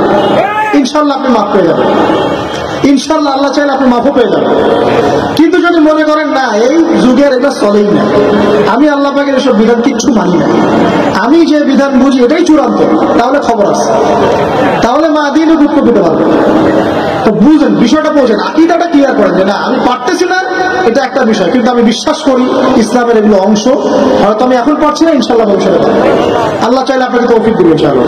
আমরা দোয়া করি আল্লাহ পাক আমাদেরকে পরিপূর্ণরূপে ইসলামে প্রবেশ করার তৌফিক দান করুন। আর সর্বশেষ কি, এটা যদি করতে পারে মা দিনই উত্তর দিতে পারবে। মান নবীকে উত্তর তখন দিতে পারবে যখন একজন ব্যক্তি সারা জীবন নবী সাল্লাল্লাহু আলাইহি ওয়াসাল্লামের সুন্নতের উপর আমল করতে পারে। এই যে ঘুম থেকে উঠলেন, ব্যাস ব্রাশটা নিয়ে দৌড়ে চলে গেলেন বাথরুমে, কি জন্য? ঘুম থেকে উঠলেন, আগে চোখটা একটু ঘষতে হবে, মুখে হাত দিতে হবে, তারপরে আপনি দোয়া পড়বেন। কি দোয়া পড়বেন? আলহামদুলিল্লাহিল্লাযী আহইয়ানা বা'দা মা আমাতানা ওয়া ইলাইহিন নুশুর। তারপরে আপনি যাবেন বাথরুমে। দোয়াটা না পড়ে কেন গেলেন? ঘুমাচ্ছেন, ঘুমানোর আগে আপনি অবশ্যই বলবেন। ঘুমানোর আগে একদম একটা গান শুনে, একটা গার্লফ্রেন্ডের সাথে 10টা মিনিট কথা বলে হ্যাঁ জান রাখি, ব্যাস, তারপরে ঘুমিয়ে গেলেন। ঘুমটা আপনার জন্য ইবাদত হলো না? হারামে লিপ্ত হতেন না? আল্লাহুম্মা বিইসমিকা আমুতু ওয়া আহইয়া পড়তেন, সূরা মুলক পড়তেন, সূরা কাফিরুন পড়তেন, সূরা ফালাক নাস ইখলাস পড়তেন, ঘুমিয়ে যেতেন। পুরো ঘুমটাই ইবাদত, পুরো ঘুমটাই নাকি ঘুমিয়ে আছেন নাকি পাচ্ছেন? আপনি ইচ্ছাকৃতভাবে আপনার আমলটা নষ্ট করলেন। ইস্তেঞ্জা করতে গেছেন, ইস্তেঞ্জা করতে গিয়ে গান শুরু করে দিল বাথরুমে। বাথরুম সিঙ্গার আছে না কিছু? বাথরুমে গান গাওয়ার জায়গা নেই, তো ওখানে গান শুরু করবেন। বাথরুমে গান গাবেন কেন? আপনি ঢোকার সময় বলবেন কি বিসমিল্লাহ আল্লাহুম্মা নাউযু বিকা মিনাল খুবসি ওয়াল খাবাইস, এরপর ইস্তেঞ্জা করবেন, তারপরে আপনি গুফরানাকা বলে বের হয়ে আসবেন। পুরো ইস্তেঞ্জার সময়টুকু নাকি নামাজ পড়তে দাঁড়িয়েছেন, এখানে রিয়া কোনো লৌকিকতা থাকবে না, লোকজন আমাকে দেখছে আমি ভালো করে নামাজ পড়ি, এমন থাকবে না। নামাজে দাঁড়িয়েছেন আল্লাহর জন্য খালেস। এখন আল্লাহ আপনার মাঝখানে আর কেউ নাই, আল্লাহ আপনার মাঝখানে আর কেউ নাই। এমনকি যা ইচ্ছা তাই নামাজ পড়বেন? একদল বেরোইছে এখন দেখি 2 ওয়াক্ত নামাজ পড়ে। তাদের বক্তব্য হচ্ছে যে 5 ওয়াক্ত নামাজ নাকি কোরআনে নাই, আর ওরা খালি কোরআন মানে হাদিস নাকি মানে না। কত যে ফেরকা এখন বেরোইছে আল্লাহ ভালো জানে। 5 ওয়াক্ত নামাজ কোরআনে নাই বলে, সুবহানাল্লাহ। তো 2 ওয়াক্ত নামাজ পড়ে। এখন নামাজ কি মন গরম ভাবে পড়লেই হবে? ফজরের নামাজে দাঁড়িয়েছেন, ফজর নামাজ কয় রাকাত? 2 রাকাত। এখন আমি যদি বলি নামাজ তো ভালো কাজ, 2 এর জায়গায় 4 পড়লে কি সমস্যা ফজরে? যদি এমনটা বলি হবে? কেন হবে না? কারণ নবী সাল্লাল্লাহু আলাইহি ওয়াসাল্লাম 2 পড়েছেন, আমাকে 2 পড়তে হবে। সিম্পল। 4 পড়লে আপনার নামাজ বাতিল। ফজরের নামাজ 4 রাকাত পড়লে নামাজ কি বাতিল হবে না? মাগরিবের নামাজে দাঁড়িয়েছেন, 3 রাকাত নামাজ। কারণ আপনি কোনো চিন্তা করছেন না 3 এর জায়গায় আমি 4 পড়বো, 5 পড়বো। নামাজ তো ভালো জিনিস, বেশি করলে কি সমস্যা? সবকিছু বেশি করতে হয় না। রাসূলুল্লাহ সাল্লাল্লাহু আলাইহি ওয়াসাল্লাম যা দিয়েছেন তাই করতে হয়। এর নাম সুন্নাত। বাইরে গেলে হবে কি? বেদাত। প্রত্যেকটা কাজ খেয়াল করতে হবে। তো প্রত্যেকটা আমল এভাবে। নামাজ, এই যে রোজা রাখবেন, রমজান মাসে রোজা রাখলে এটা ফরজ। আর আপনি চিন্তা করেন রোজা তো ভালো জিনিস, আমি রমজানও রাখবো, শাবান পুরো 2 মাসে রাখবো, হবে? দেখেন, নফল বিষয়টা আলাদা, আমি ফরজের কথা বলছি। কেউ যদি মনে করে ফরজ রোজা আমি 2 মাসে রাখবো, রমজানও রাখবো, শাবানও রাখবো, রোজা ভালো জিনিস করলে কি সমস্যা হবে? হবে না। এভাবে হজ করতে হয় ওইখানে আরাফার মাঠে। আপনি মনে করেন কুড়িগ্রামে হজের একটা জায়গা বানাইলাম আমরা, মনে করেন কথা এমনও কিন্তু জায়গা আছে মানুষ অন্য জায়গায় হজ করে, কিন্তু আপনি ভাবছেন এমনি বলছি। এমন অনেক ফেরকা আছে মুসলিমদের মধ্যে, মুসলিম নাম দাঁড়িয়ে এলো মুসলিম না, হজেরও জায়গা বানাইছে আলাদা, ওখানে হজ করে, ওখানে তাওয়াফ করে। এখন হজ যেখানে করতে হবে ওখানে না করে যদি এখানে করে হবে? হবে না। যাকাত দেওয়ার একটা লিমিট আছে, এইটুকু দিতে হবে। আপনি এখন কম দিলেন, হবে? আবার দিলেন না আমি একদম বেশি দিয়ে ফাটায় ভালো লাগে, সেখানে হবে? তো এই জিনিসগুলো খেয়াল রাখতে হবে যে আমাদের এক কথায় নবী সাল্লাল্লাহু আলাইহি ওয়াসাল্লামের সুন্নাহটা মেনে চলে। আমলের ক্ষেত্রেও একইভাবে, আপনার অর্থনৈতিক জীবনেও নামাজ, রোজা, হজ, যাকাত আপনার পারফেক্ট। এবার আপনি এসেছেন অর্থনীতির ক্ষেত্রে, এসে মাশাআল্লাহ দাড়ি টুপি জুব্বা নিয়ে মাপে কম দিচ্ছেন, চলবে? দাড়ি টুপি জুব্বা আছে, মানুষকে ঠকাচ্ছেন, মজুত করছেন, সিন্ডিকেট করছেন, অনেক সময় সরকারকে বিব্রত করে ফেলছেন, মাল মজুত করছেন, দাম বেড়ে যাচ্ছে, বিব্রত হচ্ছে সরকার, হবে? দাড়ি টুপি পাগড়ি জুব্বা পরে, ভিতরটা আগে। ঈমান ভিতরে না থাকলে দাড়ি টুপিতে লাভ আছে? তাকওয়া ভিতরে না থাকলে আমার দাড়ি টুপিতে লাভ আছে? মুহসিন হতে হবে। সো ইকোনমিক সেকশনে গিয়েও নবীর আদর্শ ভুলে যাওয়া যাবে না, সেখানেও তার আদর্শ মেনে চলতে হবে। এভাবেই সমাজ জীবন, পরিবার, সর্বক্ষেত্রেই নবীর সুন্নাহ মেনে চললে পরে ওই ব্যক্তিকে উত্তর দেওয়া যাবে ইনশাআল্লাহ, তিনি আমাদের নবী মুহাম্মদ রাসূলুল্লাহ সাল্লাল্লাহু আলাইহি ওয়াসাল্লাম। সর্বশেষ গিয়ে বলা হবে কিভাবে জানলে? তখন উত্তর কি দিবে মুমিন? আমি আল্লাহর কিতাব পড়েছি, ঈমান এনেছি, এরপরে আমি সত্যায়ন করেছি। তার মানে পড়াশোনা করতে হবে না ভাই? আল্লাহর কিতাব পড়তে হবে না? কারা কারা আল্লাহর কিতাব পড়তে যান হাত তোলেন। আলহামদুলিল্লাহ। আগামী রমাদান আসার আগেই পুরো কোরআন এক খতম করবেন, পারা যাবে ইনশাআল্লাহ। এবং প্রত্যেক দিন আমাকে ওয়াদা করেন, প্রত্যেক দিন 1 পারা করে কোরআন তেলাওয়াত করবো, পারবেন ইনশাআল্লাহ? না বলেন পারবো ইনশাআল্লাহ? পারবো ইনশাআল্লাহ। আল্লাহ পাক তৌফিক দান করুন, আমিন। কোরআন পড়তে হবে। শুধু কি জাস্ট তোতা পাখির মতো পড়েই যাবেন সারা জীবন? অর্থটা একটু বোঝার চেষ্টা করবেন না ভাই? করা উচিত না? করা উচিত। যদি আপনার সামর্থ্য থাকে আপনার অবশ্যই করা উচিত। সামর্থ্য নাই, বয়স হয়ে গেছে, পারেন না, সেটা আলাদা বিষয়। সামর্থ্য আছে আপনার অবশ্যই উচিত। আলহামদুলিল্লাহি রাব্বিল আলামিন মানে কি? আর রহমানির রহিম মানে কি? মালিকি ইয়াউমিদ্দিন বলছে, এটা মানে কি? ইয়াকা না'বুদু বলছি, ওয়া ইয়াকা নাস্তাঈন, এর অর্থ কি? ইহদিনাস সিরাতাল মুস্তাকিম মানে কি? সিরাতাল লাযীনা আন'আমতা আলাইহিম গায়রিল মাগদুবি আলাইহিম ওয়ালাদ-দাল্লিন, কি অর্থ? কি বললাম? নামাজে এটার অর্থ জানলে মনোযোগ কি ডানে বামে যাবে? যাবে না ইনশাআল্লাহ। এই যে আল্লাহ পাক বলছেন, ইয়া আইয়ুহাল্লাযীনা আমানুত্তাকুল্লাহ, হে মুমিনগণ আল্লাহকে ভয় করো, হাক্কা তুকাতিহি ওয়া লা তামুতুন্না ইল্লা ওয়া আনতুম মুসলিমুন, তোমরা এমন ভাবে আল্লাহকে ভয় করো, ভয় করার মতো ভয় করো, এবং পরিপূর্ণ মুসলিম না হয়ে মৃত্যুবরণ করো না। এর অর্থটা জানলে ভালো লাগলো না? বুঝতে পারলাম না কোরআনটা? আল্লাহ বলছেন, ওয়াদারু মা বাকিয়া মিনার রিবা, সুদের অবশিষ্ট অংশ ছেড়ে দাও। ওয়া ইল্লাম তাফআলু ফাআযানু বিহারবিন মিনাল্লাহি ওয়া রাসূলিহি, যদি না করো আল্লাহ এবং রাসূলের সাথে যুদ্ধের ঘোষণা শুনে রাখো। অর্থ জানলে ভেদাত পাওয়া যায় না। অর্থ বোঝার ক্ষেত্রে যদি কোনো প্রতিবন্ধকতা পান সামনে, আলেম ওলামার কাছে যাবেন, জিজ্ঞাসা করে অর্থ জেনে নেবেন। নিজে নিজে আমার মন করা ব্যাখ্যা করতে যায় না। কোরআন বুঝতে গেলে হাদিস লাগবে, হাদিসগুলো পড়তে হবে। হাদিসের কিছু বই কিনবেন, রিয়াদুস সালিহিন, ফয়জুল কালাম, এই যে আপনারা পড়েন, মুনতাখাব হাদিস পড়েন, ঠিক আছে, বুলুগুল মারাম মিন আদিল্লাতিল আহকাম, মিশকাতুল মাসাবি, এই বইগুলো বাসায় রাখবেন। এরপরে আস্তে আস্তে কিনবেন আবু দাউদ, তিরমিজি, নাসাই, এগুলো কিনবেন। পরে গিয়ে বুখারী মুসলিমের অনুবাদ কিনবেন, আগে কিনবেন। এগুলো কঠিন হাদিস, এগুলো আগে পড়লে আপনি মাথাটা আপনার কিন্তু ঘুরতে থাকবে। তো আগে কি ক্লাস 8-এ পড়বেন না আগে এইচএসসি দিবেন?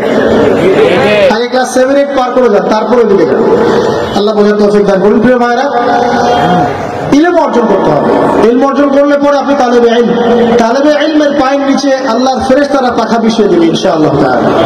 ইলম অর্জন করে আপনি যখন আলেম হবেন বা দ্বীনের জ্ঞান অর্জন করবেন, তখন আপনি দাওয়াতের কাজও করতে পারবেন। আপনার দাওয়াতে যত মানুষ ইসলামের দিকে আসবে, সমস্ত নেকি আপনি পাবেন ইনশাআল্লাহ। এবং যখন আপনি আরো বড় আলেম হয়ে যাবেন, আল্লাহ তৌফিক দান করুন, তখন আসমানের যত মাখলুক এবং জমিনের যত মাখলুক, এমনকি গর্তের মধ্যে যে পিপিলিকা আছে সেগুলোও, এমনকি সাগরের নিচের মাছ আপনার জন্য ইস্তেগফার করবে, দোয়া করবে ইনশাআল্লাহ। আল্লাহ পাক আমাদের সবাইকে শিরক মুক্ত আমল করার তৌফিক দান করুন, আমিন। আল্লাহ তাওহীদের উপর থাকার তৌফিক দান করুন, আমিন। আল্লাহ পাক আমাদের সবাইকে দ্বীন ইসলাম পরিপূর্ণরূপে পালন করার তৌফিক দান করুন, নবী সাল্লাল্লাহু আলাইহি ওয়াসাল্লামের আদর্শ মেনে চলার তৌফিক দান করুন এবং দ্বীনের জ্ঞান অর্জন করার তৌফিক দান করুন।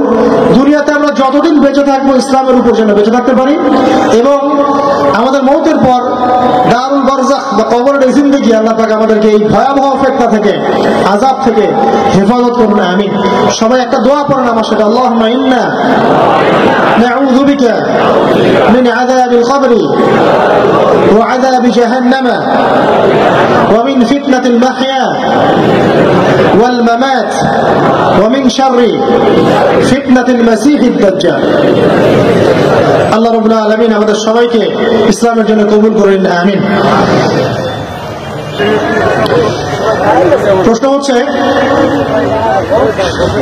রাসূলুল্লাহ সাল্লাল্লাহু আলাইহি ওয়াসাল্লামের দ্বিতীয় স্ত্রীর নাম কি? ওই যে ভাই হাত তুলেছেন, জি বলেন, আপনি বলেন, জোরে বলেন। 100 টাকা দিয়ে যাবেন, ভুল করেছেন, বলো। হ্যাঁ,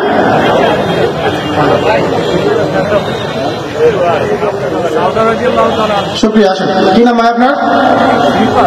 রিফাত ভাই, এখানে দাঁড়ান। এটা জাস্ট একটা হাদিয়া, কিছুই না, জাস্ট উৎসাহ দেয়া। এখানে টাকাটা বড় কথা না, এটা হচ্ছে জাস্ট উৎসাহ দেয়া।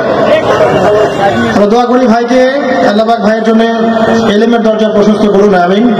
উত্তর কি ছিল? কি উত্তর ছিল? এমনি আল কোরআনের আলো ঘরে ঘরে জ্বলবে না ভাই, এইভাবে আল কোরআনের আলো ঘরে ঘরে জ্বলবে না, জানতে হবে। সাউদা, হযরত সাউদা রাদিয়াল্লাহু আনহা, প্রথম স্ত্রীর নাম কি? খাদিজা রাদিয়াল্লাহু আনহা। দ্বিতীয় স্ত্রী সাউদা রাদিয়াল্লাহু, তারপরে আয়েশা সিদ্দিকা রাদিয়াল্লাহু আনহা। পরের প্রশ্ন,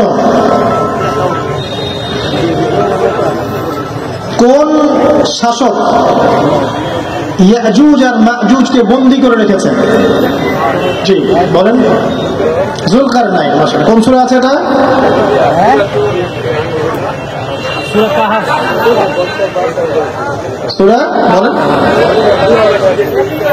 গুহাবাসী, এটা কোন সূরা?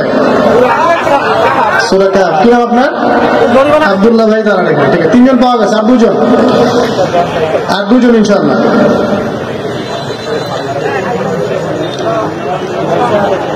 খলিফা হারুনুর রশিদ, ইতিহাস থেকে প্রশ্ন করলাম এবার। খলিফা হারুনুর রশিদ, হাতুড়ি বলে ফেলছে অলরেডি, নাম শুনছেন? খলিফা হারুনুর রশিদ কোন খেলাফতের খলিফা ছিলেন? খুব কঠিন হয়ে গেছে নাকি? জি ভাই, মাশাআল্লাহ। কি নাম আপনার? জি জোরে বলেন। সালমান, চলে আসেন। মাশাআল্লাহ। কোন খেলাফত ছিল? আব্বাসীয় খেলাফত। আচ্ছা, আরেকটা প্রশ্ন করবো হিস্ট্রি থেকেই প্রশ্ন করছি।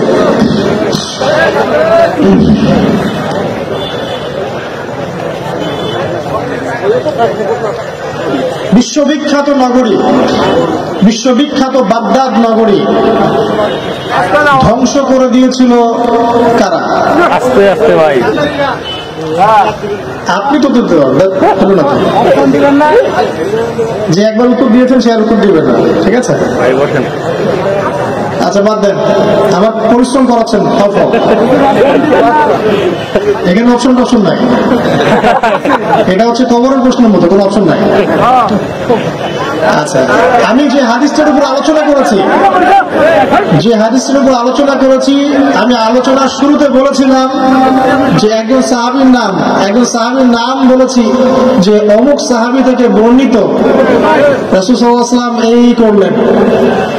এই হাদিসের রাবী কে ছিল? মাশাআল্লাহ, চলে আসো, খুব চমৎকার শ্রোতা, তুমি আসো। কি নাম তোমার? খালিদ। খালিদকে আল্লাহ পাক কবুল করুন, আমিন। হয়ে গেছে বর্জন? হ্যাঁ, আচ্ছা ঠিক আছে, আলহামদুলিল্লাহ। আমরা দোয়া করি ভাইদেরকে আল্লাহ পাক যেন দ্বীনের জ্ঞান দান করেন। আর পিছনে আমাদের যে সফর সাথী ভাই আছে কেউ একজন, তাদেরকে হাদিয়া তুলে দেন। আচ্ছা, এখানে অনেকগুলো প্রশ্ন চলে আসছে, আসলে এতগুলো প্রশ্ন উত্তর দেওয়ার আমার হাতে সময় নাই প্রিয় ভাইরা। আমি যে কয়েকটা আমার জ্ঞানের আওতায় আছে এগুলো আমি উত্তর দেওয়ার চেষ্টা করছি, যেগুলো আমি উত্তর দিচ্ছি না এগুলো আপনারা স্থানীয় আলেম ওলামা যারা আছেন তাদের কাছ থেকে জেনে নেবেন। এক ভাই প্রশ্ন করেছেন, হুজুর আমার নাম মাসুম, আমার প্রশ্ন হচ্ছে যে ইসলামের দৃষ্টিতে যে মেডিটেশন করা বা ধ্যান করা কতটুকু কি? দেখুন, ইসলামে এরকম মেডিটেশনের বিষয়টা নাই, কারণ ইসলামের সালাত দেয়া আছে। নামাজ সবচেয়ে বড় ধ্যান, নামাজ সবচেয়ে বড় মেডিটেশন। নামাজে আপনি পুরো কি বলবো ইহসানের সাথে, একনিষ্ঠতার সাথে আপনি আল্লাহর দিকে ধাবিত হচ্ছেন। রাসূলুল্লাহ সাল্লাল্লাহু আলাইহি ওয়াসাল্লাম বলেছেন, ইহসান হচ্ছে আন তা'বুদাল্লাহা কাআন্নাকা তারাহু ওয়া ইন লাম তাকুন তারাহু ফাইন্নাহু ইয়ারাক। তুমি এমন ভাবে আল্লাহর ইবাদত করবে যেন তুমি আল্লাহকে দেখতে পাচ্ছো। ওয়া ইন লাম তাকুন তারাহু, তুমি যদি আল্লাহকে দেখতে না পারো তাহলে মনে রাখবে আল্লাহ তোমাকে দেখছেন, ফাইন্নাহু ইয়ারাক। এই যে আল্লাহ কনসিয়াসনেস, এটাই হচ্ছে ইসলামের সালাতের মেডিটেশন। এখানে আলাদা করে এই যে আমরা যে জিন তাবে করা বা গুহায় বসে ধ্যান করা বা যে মেডিটেশন গুলো বের হয়েছে, এগুলো আপনাকে কুফরের দিকে নিয়ে যেতে পারে। আল্লাহ পাক বোঝার তৌফিক দেন। সুর করে ওয়াজ করা যাবে কিনা? ওয়াজ করা যাবে না এমনটা নয়। কোরআন তেলাওয়াত সুর করে করা উচিত, সুর করে করা যাবে, কিন্তু বিষয়টা হচ্ছে যে এটা বাধ্যতামূলক নয়। যেভাবে কথা বললে জনগণ বুঝতে পারে, শুনতে পারে, উপলব্ধি করতে পারে, এটাই বড় কথা। এখানে সুর দিতেই হবে জরুরি না, আবার না দিলে চলবে না এমনও না। এখানে মূল বিষয়টা হচ্ছে ইসলামের কথাটা আপনার কান পর্যন্ত পৌঁছালো কিনা, উপস্থাপন বাচনভঙ্গি ঠিক আছে কিনা, এবং আপনি এটাতে হেদায়েত পেলেন কিনা। যদি সুরের ওয়াজ আপনার ভালো লাগে, ওখানে হেদায়েত পান, শুনবেন, কোনো সমস্যা নেই। অনেক বক্তা আছে বাংলাদেশে মাশাআল্লাহ, তারা সুর করে ওয়াজ করেন, শুনতেও ভালো লাগে না? লাগে। অনেকে সেই ওয়াজগুলো বেশি পছন্দ করেন, আবার অনেকে আছেন আমার মতো কাঠখোট্টা, সুর টুরের কোনো নামগন্ধ নাই। আর আমি সুর দিতে গেলে এমন কিছু শোনাবে যেটা আপনার শুনতেও যাবে না, এটা পালা যাবে না। এই কারণে আমি এদিকে যেতে যাচ্ছি না। তো এটা দুটোই বৈধতা আছে, তবে আপনি জনগণের মানে চাহিদার উপর লক্ষ্য রেখে, মানে জনগণ এখন ইয়াং জেনারেশন কি পছন্দ করে, স্ট্রেট কাট কথা পছন্দ করে, ঠিক আছে? তাদের রুচি, তাদের অভ্যাস, তাদের পছন্দ রুচির মধ্যে খেয়াল রেখে আমাকে ওয়াজ করতে হবে। আল্লাহ পাক তৌফিক দান করুন। মুসলিম হিসেবে ইউরোপিয়ান দেশগুলোতে যাওয়া কতটুকু যৌক্তিক? আমার মতে যৌক্তিক নয়, কারণ সেখানে এখন শিরকের ছড়াছড়ি, পরকীয়ার ছড়াছড়ি, পর্নোগ্রাফির ছড়াছড়ি, উন্মুক্ত যৌন শিক্ষা, যৌন চর্চা এবং সমকামিতা। এক কথায় তারা আল্লাহ দ্রোহী সভ্যতা হয়ে আল্লাহর অনুগত সভ্যতাকে ধ্বংস করতে যাচ্ছে। আমি সেখানে গিয়ে ওদেরকে সাপোর্ট করতে পারবো, মানে আমি আমার প্রতিভা দিয়ে, আমার মেধা দিয়ে আমার দেশকে সাপোর্ট করবো ইনশাআল্লাহ। আল্লাহ পাক তৌফিক দান করুন। আমার জীবন কাহিনী জানতে চেয়েছেন, এটা বলতে গেলে রাত পার হয়ে যাবে, অন্য লেকচার ইনশাআল্লাহ এটা আনসার করেছি। সুদ খাওয়াকে নবী সাল্লাল্লাহু আলাইহি ওয়াসাল্লামের সাথে যুদ্ধের ঘোষণার কথা বলা আছে, কিন্তু কেনটা হচ্ছে যে সুদের মধ্য দিয়ে প্রথম কথা আল্লাহ রাব্বুল আলামিনের হুকুমের বিরুদ্ধে দাঁড়ানো হয়, এবং এটা দিয়ে মানবতার বিরুদ্ধে, মানবতা বিরোধী অপরাধ করা হচ্ছে। আল্লাহর মুসলিম মুমিন বান্দাদের বিরুদ্ধে একটা অর্থনৈতিক শোষণ হচ্ছে, সুদ। আল্লাহ রাব্বুল আলামিন এই বিধানটাকে খুব কড়াভাবে আরোপ করেছেন এবং নিষেধাজ্ঞা দিয়েছেন, কেউ যদি এর বিরুদ্ধে যায় তাহলে সে যেন আমার সাথে যুদ্ধে অংশ নিল। এর মধ্য দিয়ে মূলত মানব জাতির একটা বড় অংশকে দাসত্বের জালে আবদ্ধ করা হয়। আল্লাহর দাসত্বের থেকে মুক্ত করে যখন মানুষকে তার দাসত্বের দিকে নিয়ে আসে, এটা আল্লাহর সাথে যুদ্ধ করা হয়। কথা বুঝতে পারছেন? আমরা পৃথিবীতে এসেছি আল্লাহর দাসত্ব করার জন্য। রিবার মধ্য দিয়ে এক শ্রেণীর মানুষ আরেক শ্রেণীর মানুষকে দাসত্বের দিকে নিয়ে আসে, এটা হচ্ছে যুদ্ধ করা। আল্লাহর দাসত্বের জায়গায় মানুষের দাসত্বের দিকে নিয়ে আসা, এটা আল্লাহর সাথে যুদ্ধ করা। এটাই হয়তো আল্লাহ বুঝিয়েছেন, আল্লাহু আ'লাম। আমার ক্ষুদ্র জ্ঞানে এতটুকুই বোঝা যায়। আর দেখেছেন বিভিন্ন ইসলামিক নাশিদ আছে যেখানে গান বাজনা যন্ত্রপাতি বাজানো হয়, এগুলো শোনার ব্যাপারটা, এগুলো না শোনা উত্তম। এবং যেখানে বাদ্যযন্ত্র আছে এগুলো অ্যাভয়েড করাটাই ঈমানের দাবি। ঠিক আছে? নবী সাল্লাল্লাহু আলাইহি ওয়াসাল্লাম বলেছেন যে শেষ জামানায় এক শ্রেণীর মানুষ বের হবে যারা বাদ্যযন্ত্রকে হালাল করে নিবে, মাদক দ্রব্যকে হালাল করে নিবে, জিনাকে হালাল করে নিবে। কয়টা কথা বলেছেন? তিনটা। মাদক দ্রব্যকে হালাল করে নিবে, মাদক খাবে, নাম অন্য দিবে। জিনাকে হালাল করে নিবে, এই জিনা করবে, বলবে অ্যাফেয়ার করি, ক্রাশ। বুঝছেন? তারপরে বাদ্যযন্ত্রকে হালাল করে নেবে। নবী সাল্লাল্লাহু আলাইহি ওয়াসাল্লাম বলছেন এদের উপরে এমন আযাব আসবে, কি আযাব? এরা সকালবেলা উঠে একদিন দেখবে তারা বানর এবং শুয়োর হয়ে গেছে। হাত বাঁধার সঠিক পদ্ধতি কি? ভাই আল্লাহর ওয়াস্তে এই প্রশ্নটা আমাকে করেন। এখন পর্যন্ত 100 বছর পার হয়ে গেছে, এই সলিউশনে এখন আসতে পারলাম না। দেশের মধ্যে বিশাল বিশাল ফিতনা চলতেছে, এখন হাত বাঁধাই ফিক্স করতে পারলাম না। সুবহানাল্লাহ। মানে আন্তর্জাতিক চক্রান্ত চলতেছে মুসলিমদের এগেইনস্টে, এখন পর্যন্ত মুসলিমরা হাত বাঁধাই ঠিক করতে পারলো না। আরে বোকা, এখন তো কাফেররা তোমাদের হাত ভেঙে ফেলে দিবে, বাঁধবা কি তখন? এখন তো ওরা তোমাদের হাতই ভেঙে ফেলে দিবে, তখন তো নাভির নিচেও বাঁধতে পারবে না, বুকেও বাঁধতে পারবে না। তো হাতটাকে সেভ করো, নিজের অস্তিত্ব সার্বভৌমত্বকে টিকায় রাখো। বড় মেজর দিকে চোখ না দিয়ে মাইনর দিকে চোখ দিয়ে পুরো মুসলিম উম্মাহকে এগুলো নিয়ে ব্যস্ত রেখেছে। আশ্চর্য একটা বিষয়, এখন পর্যন্ত হাত বাঁধাই ঠিক করতে পারে। আর এটা নিয়ে এত বেশি চর্চা হয়, আমি অদ্ভুত ভাবে খেয়াল করে দেখি যে কিছু মানুষ নামাজি মানুষের হাত বাঁধা ঠিক করা নিয়ে ব্যস্ত হয়ে আছে, আর বেনামাজিরা পড়ে আছে, ওদেরকে নামাজি বানানোর কোনো ফিকির নাই। তো এখন সময়টা এমন সিরিয়াস যে মুসলিমদের হাতই ভেঙে দেওয়ার প্ল্যান করেছে যারা ইসলাম বিরোধী সভ্যতা। হাত না থাকলে বাঁধবেন কি? আগে হাত সেভ করেন, পরে বাঁধেন। আল্লাহ তাআলা বোঝার তৌফিক দান করুন। শেষ প্রশ্ন, সমকামিতা থেকে বাঁচার জন্য করণীয় কি? প্রিয় ভাইরা, এখান থেকে বাঁচার জন্য করণীয় একটা বলে শেষ করা যাবে। প্রথম কথা, আপনাকে ইসলামিক নিয়মতান্ত্রিক জীবনযাপন করতে হবে। তার আগে খালেস তওবা করে ফিরে আসেন। তওবা করে ফিরে আসেন, আল্লাহ চাইলে সেই মহাপাপও মাফ করতে পারবেন। ঠিক আছে? ইসলামিক নিয়মতান্ত্রিক জীবনযাপন করেন, নামাজ কালাম ঠিকঠাক মতো পড়েন, কোরআন তেলাওয়াত করেন, আল্লাহর জিকিরকে বাড়ায় দেন, আল্লাহর কাছে বেশি বেশি দোয়া করেন, চোখের পানি ছেড়ে দেন, পরকালের ফিকির করেন, কবরের ফিকির করেন। ইনশাআল্লাহ এই সমকামিতা বলেন, জেনা বলেন, পরকিয়া বলেন, হারাম গান বাজনা বলেন, এগুলো আপনার মন থেকে উঠে যাবে ইনশাআল্লাহ। আপনার মন এগুলো তার সায় দিবে না ইনশাআল্লাহ আযজা ওয়া জাল।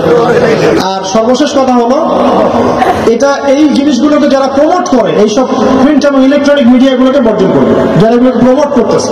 যেখানেই সমকামিতা সেখানে আল্লাহর আযাব নেমে আসবে, এমন আযাব নেমে আসবে যেটা আপনি কল্পনা করতে পারবেন। আল্লাহ পাক আমাদের সবাইকে এই সমকামিতার মহামারী থেকে হেফাজত করুন, আমিন। আমরা শেষ করে সবাই দোয়া করেন, সুবহানাকা আল্লাহুম্মা ওয়া বিহামদিকা আশহাদু আল লা ইলাহা ইল্লা আনতা আস্তাগফিরুকা ওয়া আতুবু ইলাইক। আসসালামু আলাইকুম ওয়া রাহমাতুল্লাহি ওয়া বারাকাতুহু।